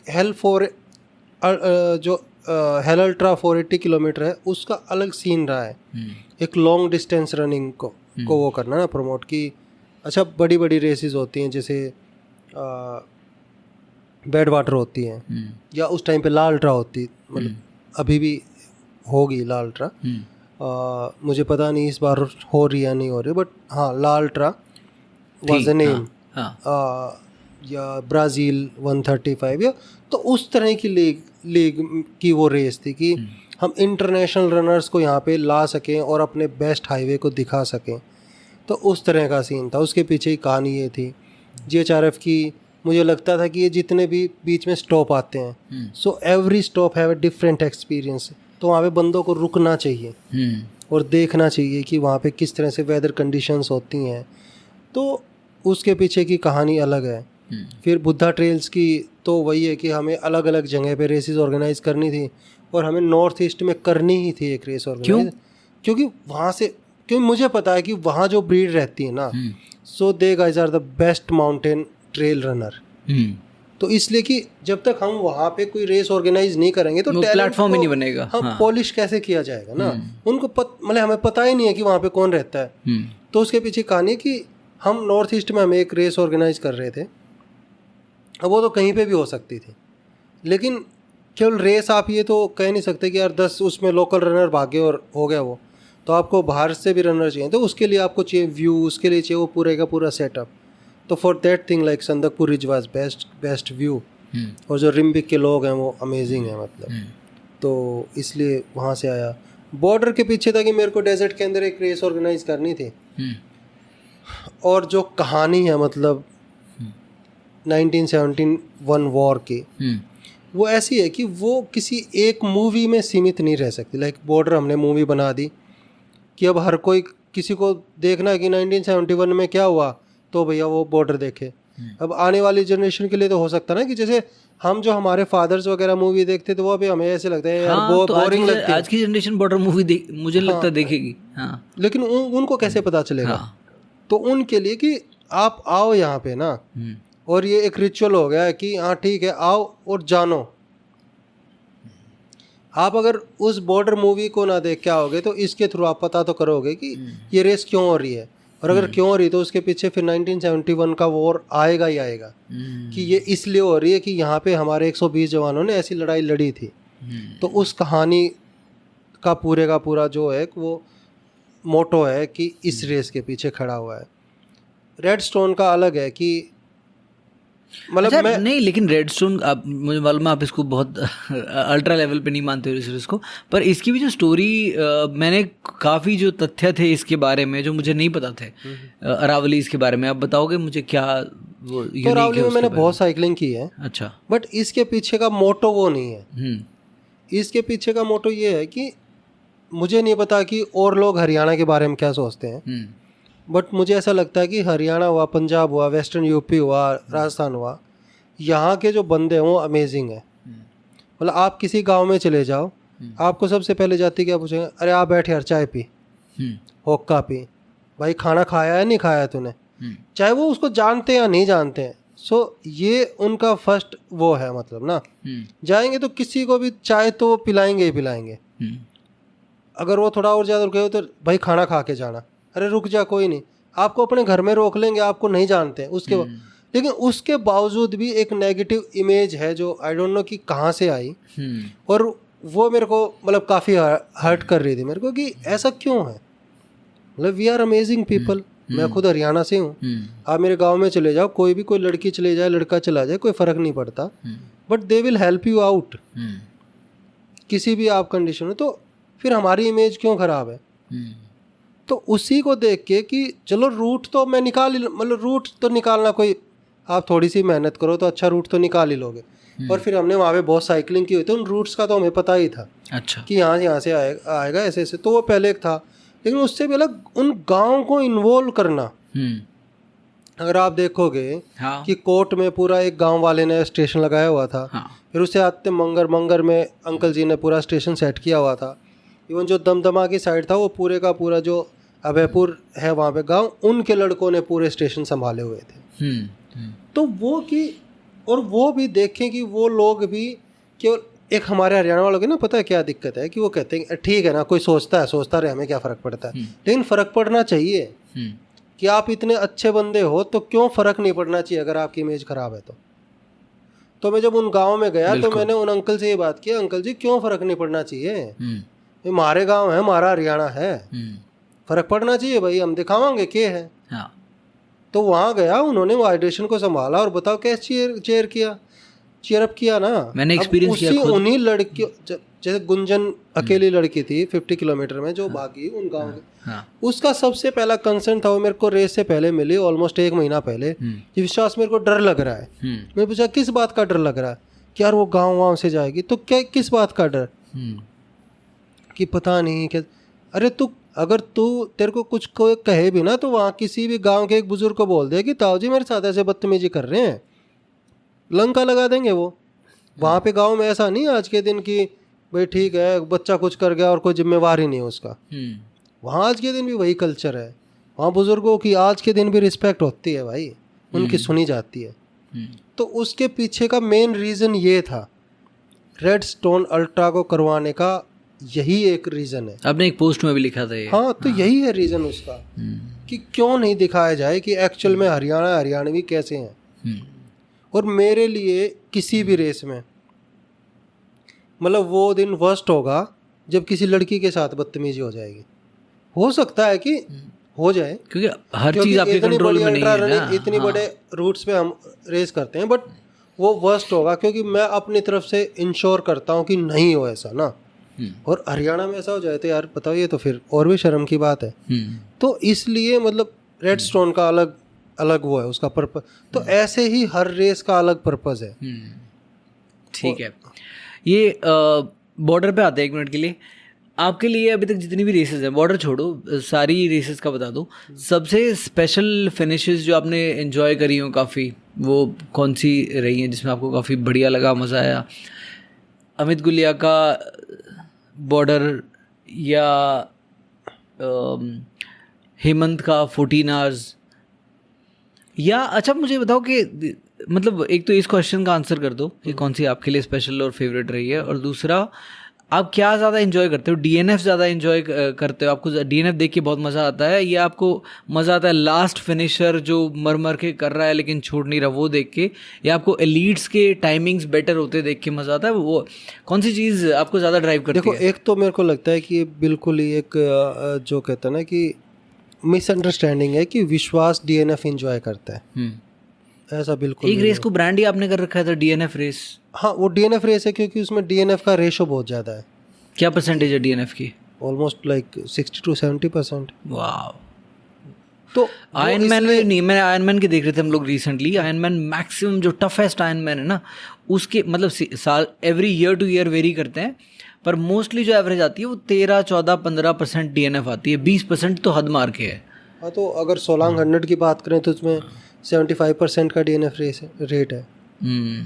तो बट ऐसा नहीं है कि मैं डीएनएफ इंजॉय करता हूँ, लेकिन ऐसा भी नहीं है कि कोई भी आए और उसको फिनिश करके चला जाए बिना मेहनत। तो अलग चीज़ें है ना। तूने हेल रेस का मेडल लिया है, अर्न किया है ना, ये तो तूने अपनी लगवाई है ज़िंदगी में। तो ये है सीन।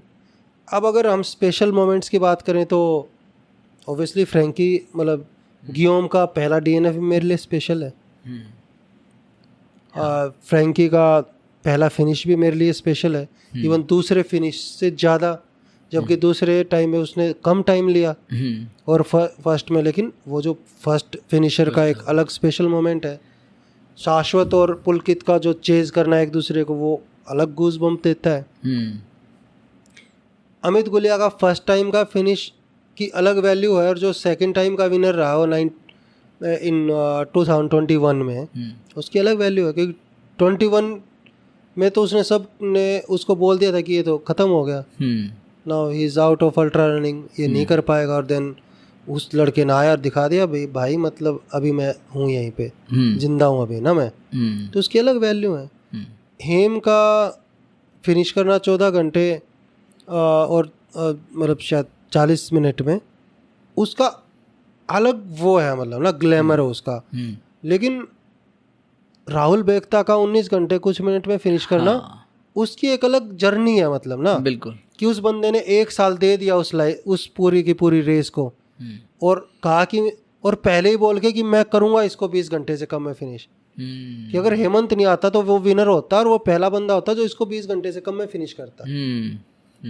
तो हर हाँ, तो एसेंशियली कोर्स रिकॉर्ड तो उसने भी तोड़ा उस रेस में। हाँ, और इस बार का जो बुद्धा ट्रेल का, कि सब सोच रहे थे कि हेमंत ही जीत जाए, और सोम ने कह दिया कि भाई देख, डोंगरी का राजा मैं, ये मेरी रेस है। और यहाँ अब हो सकता है कि हेम को कोई इंजरी हुई हो या कुछ भी हो गया हो, लेकिन भाई वो उसकी रेस है, वो उसकी जगह है, तो हर उसका एक अलग है। लास्ट के 2 मिनट में 10 बंदे थे जो फिनिश कर रहे थे बुद्धा ट्रेल को, और उसमें एक बंदे को इतने क्रैम्प आए थे कि आते ही बस वो लेट गया, और वो चिल्ला रहा है, रो रहा है वो ना, बट उसके पीछे के उस एफर्ट को देखो ना, तो उन चीज़ों को मैं इंजॉय करता हूँ और अप्रिशिएट करता हूँ, ऐसा नहीं कि नहीं कर रहे। सेकंड मेरा एक ये मानना है कि क्यों हेल रेस की हम एक एजुकेटेड कम्युनिटी बिल्ड करना चाहते हैं। रनिंग की कम्युनिटी तो बिल्ड हो ही चुकी है, लेकिन एक एजुकेटेड कम्युनिटी ना, कि जब वो जाए किसी ऐसी रेस में तो उसको पता हो कि मैंडेटरी गियर लिस्ट का क्या इम्पोर्टेंस है, ITRA पॉइंट्स कैसे काम करते हैं, या ये ट्रेल रेस के अंदर इतनी दूर दूर हाइड्रेशन क्यों है, उसके पीछे ITRA के अपने रूल्स हैं कि अगर 10 किलोमीटर से कम में अगर होगा तो उसके आपके पॉइंट डिडक्ट हो जाएंगे, कम पॉइंट मिलेंगे आपको वो रेस फिनिश करने पे उसको। तो उनके जैसे हमने अभी, हमें कई बंदे बोलते हैं कि आप यहाँ पे वो क्यों नहीं, फिल्टर क्यों नहीं करते, क्यों करें फिल्टर। मैं ऐसा मानता हूँ कि एक जिसने एक फुल मैराथन भाग ली, उसको पता है कि रनिंग क्या होती है, वो कर सकता है ना कोई भी रेस है। अब वो आके अच्छी तरह नहीं परफॉर्म कर पा रहा है बुद्धा में, तो ठीक है, वो लेसन लेके चला गया ना। अब उसके बाद 2 चॉइस हैं कि अब उसने लेसन ले लिया कि या तो वो दोबारा आएगा अच्छी प्रिपरेशन के साथ, या फिर वो नहीं आएगा। इन बोथ कंडीशन हमने उस कम्युनिटी को कुछ ना कुछ दे दिया है, या तो एक अच्छा रनर दे दिया अगले एडिशन में, या फिर एक रनर जो ट्रेल रनिंग के लिए नहीं बना था वो बाहर हो गया वहाँ से। आई थिंक मेरे को लगता है कि DNF से अच्छा टीचर शायद कुछ नहीं होता। नहीं, अच्छा, जब फर्स्ट एडिशन हुआ, सेकंड एडिशन हुआ किसी भी हमारे, तो उसमें DNF लोगों को समझ नहीं लगा, बट नाउ अभी मैंने एक प्रोफाइल देखा था, और मीना ने मेरे को फॉरवर्ड किया स्पेसिफिकली ना, वो प्रोफाइल की, एक वो गगनदीप मीना ने, कि अभी ऊटी अल्ट्रा के अंदर उस बंदे गया था, और उसमें उसका लिखा गया था कि DNF इन सोलांग्स का अल्ट्रा, प्रोफाइल में लिखा हुआ था, प्रोफाइल में जो उसकी थी कि इस बंदे ने ये रेस फिनिश की है, रेस की जैसे प्रोफाइल में लिखा आता है। अगर मैं विपिन का भी करूंगा तो कुछ बनाऊंगा, सो उसके उस प्रोफाइल में लिखा हुआ था कि DNF इन सोलांग्स का अल्ट्रा। सो हमने वो रीजन दिए हैं रनर्स को, और उस चीज से ऊपर उठाया कि यार DNF कुछ नहीं है भाई, किस लिए इतना हल्ला। मतलब DNF इसलिए है क्योंकि आपने कुछ वर्दी ट्राई किया है ना। रोड पे तो भाग के आप कर ही लेते हैं ना किसी भी चीज़ को। क्यों DNF हो आप? क्योंकि आपने कुछ अलग ट्राई किया, आपने अपने कंफर्ट जोन से बाहर जाके कोई चीज़ ट्राई की, नहीं हो पाए कामयाब, कोई बात नहीं, अगली बार फिर कर लेंगे। कौन सी ज़िंदगी ख़त्म हो गई? तो वही है, यही है जो मेरी जर्नी, जब हम कहते हैं कि एज ए एंटरप्रेन्योर की जर्नी है ये भी ना, एक रनर के तौर पे भी, कि भाई हार नहीं माननी है। ऐसे कैसे? कोई नहीं, DNF मतलब कहीं से आपको नहीं मिली ना, इन्वेस्टमेंट नहीं मिली, कोई नहीं, फिर से बूट स्ट्रैप करेंगे, अपना लगा देंगे पैसा। तो ये वैसा ही है कि ठीक है, आपने एक ट्रेनिंग की, नहीं कामयाब हुई, अगली बार फिर से करेंगे, दूसरे तरीके से करेंगे। तो DNF इतनी क्या बड़ी बात है। विश्वास भाई, इसको रैप करने से पहले मैं आपसे एक बात पूछना चाहता हूँ कि हेल रेस अभी से 10 साल बाद, और मान लीजिए कि भगवान ने आपकी सारी सुनी और सब वैसा हुआ जैसा आप चाहते हो, तो कहाँ बैठे हैं हम, क्या चल रहा है, हेल रेस कैसी दिख रही है अभी? तो हेल रेस ऐसी दिख रही है कि इवेंट्स तो मुझे पता नहीं कि कितने हो रहे हैं और कितने नहीं हो रहे हैं, बट डेफिनेटली एक बड़ा रनर का पूल है और उनकी ट्रेनिंग चल रही है। उससे अलग हम अभी एक और प्रोजेक्ट भी है हमारा, सो उसमें हम एडवेंचर रिलेटेड कुछ ना, कि एक आम आदमी की लाइफ में उसको कैसे, अच्छा, अल्ट्रा रनिंग के साथ साथ ही कुछ और हाँ कि हाँ, मतलब वो सभी पार्ट हैं अलग अलग ना हेल रेस के। Could be ultra cycling, could be और नॉर्मल साइकिलिंग, एडवेंचर कुछ भी हो सकता है कि हर इंसान की ज़िंदगी का कैसे पार्ट बनाया जाए ना आउटडोर को। सो उन सारी चीज़ों पे एक मतलब एक अच्छा आपको वो मिलेगा, मतलब ना एक अच्छा नज़ारा दिखेगा आपको। क्या पता उस टाइम पे हम किसी कहीं पहाड़ों में बैठ के बात कर रहे हो, ऐसे ही किसी हेल रेस के किसी सेटअप से, यू नेवर नो। अच्छा, अगर मैं आपसे पूछूं कि ये जितनी हेल रेस की जर्नी रही है, आपकी एंटरप्रेन्योरशिप की जर्नी रही है, बिजनेस करें, आपने इतना कुछ सीखा, अगर हेल रेस को स्टार्ट करने के बाद से कोई एक लर्निंग आपको शेयर करनी हो कि ये मेरी सबसे बड़ी लर्निंग रही है लाइफ में, वो क्या होगी? सबसे बड़ी लर्निंग यही रही है कि जब मतलब ना चीज़ों को रोको मत, उनको होने दो जैसा वो हो रहे हैं ना। क्योंकि मेरे साथ ऐसा रहा कि मैंने कुछ इंसानों को रोकने की कोशिश की कि जैसे ये बने रहे मेरे साथ ना, बट वो एट लास्ट चले ही गए। तो उसमें ये भी है कि आप किसी को रोक नहीं सकते, किसी को ज़बरदस्ती अपने पास ला नहीं सकते। तो एक तो ये है, और दूसरा ये कि किसी के जाने से भी कुछ फ़र्क नहीं पड़ता है। आपको बुरा लगता है लेकिन किसी के जाने से कुछ फ़र्क नहीं पड़ता आपकी ज़िंदगी में, अगर आप अपने विज़न के साथ और एक अच्छे उससे चल रहे हो नीयत के साथ, तो चीज़ें होती चली जाती हैं। सेकंड, आप है ना किसी को पागल मत समझो कि आप कुछ भी बोल के और किसी को कुछ भी मतलब अगर कुछ सपने बेच दोगे और वो फिर उस पर भी भरोसा चला।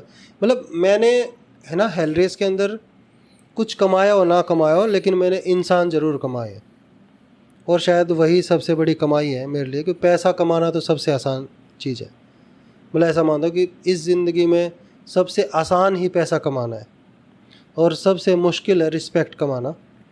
तो मतलब मैंने जितनी भी, लेकिन थोड़ी बहुत पैसा मैंने कमाया हो ना कमाया हो, लेकिन रिस्पेक्ट मैंने अर्न की है, और वो मेरे लिए सबसे इम्पोर्टेंट एक बात है हेल रेस के अंदर ना। बस यही है सब, यही चलता रहे बस। ठीक है भाई, बहुत ही बढ़िया कॉन्वर्सेशन रही है। थैंक यू करने से पहले थोड़ी वो हरियाणवी में बात कर लें? हाँ क्यों नहीं, कहते।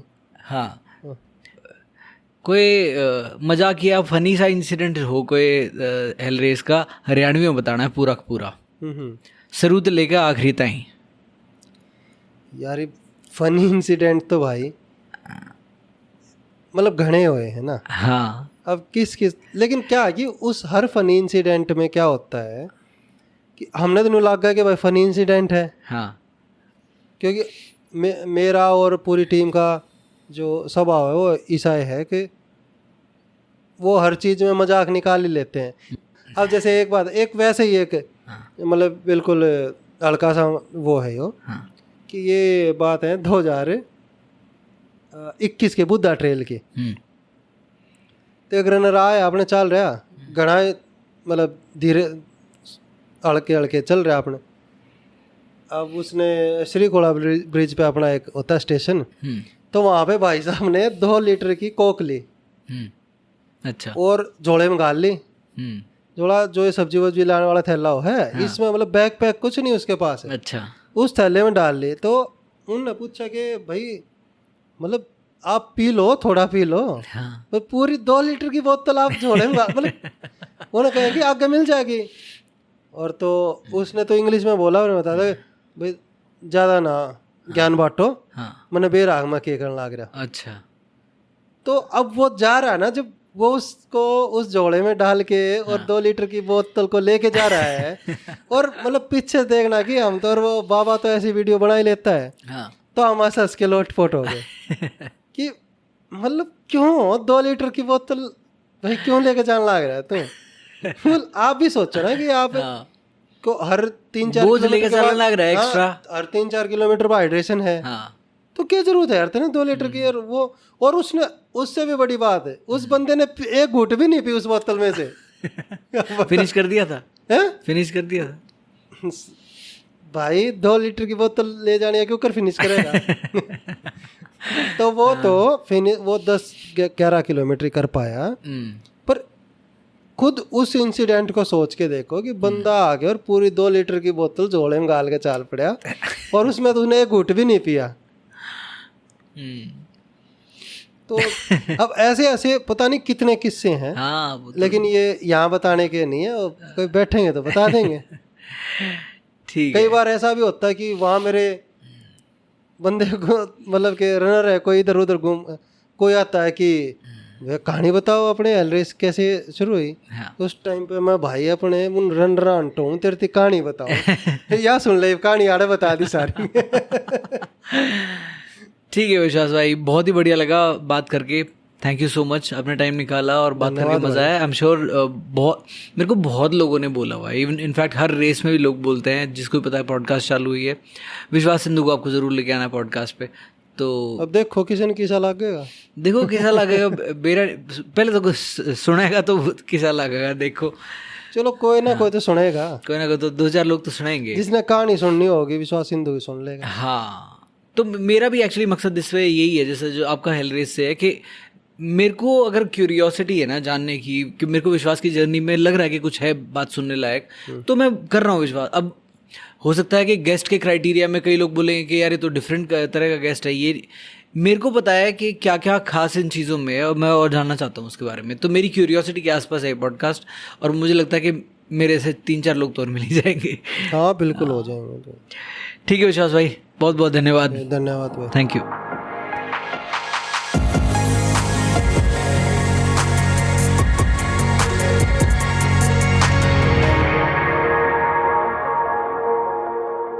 Thank you for staying with us till the end. I really hope you enjoyed this episode. And if you did, please consider subscribing and also sharing it with your friends and family. If you have a takeaway or a learning from this episode, or it made you feel a certain way, you can leave us a comment or a review. This is a zero-cost way of supporting the podcast. I really hope you will do it. Also, it is now a weekly podcast, so you can look forward to an episode every Friday. If you subscribe, you will get a notification when a new episode is released. So do it now. See you in the next episode next Friday. Until then, my friends, keep working on finding your ultra.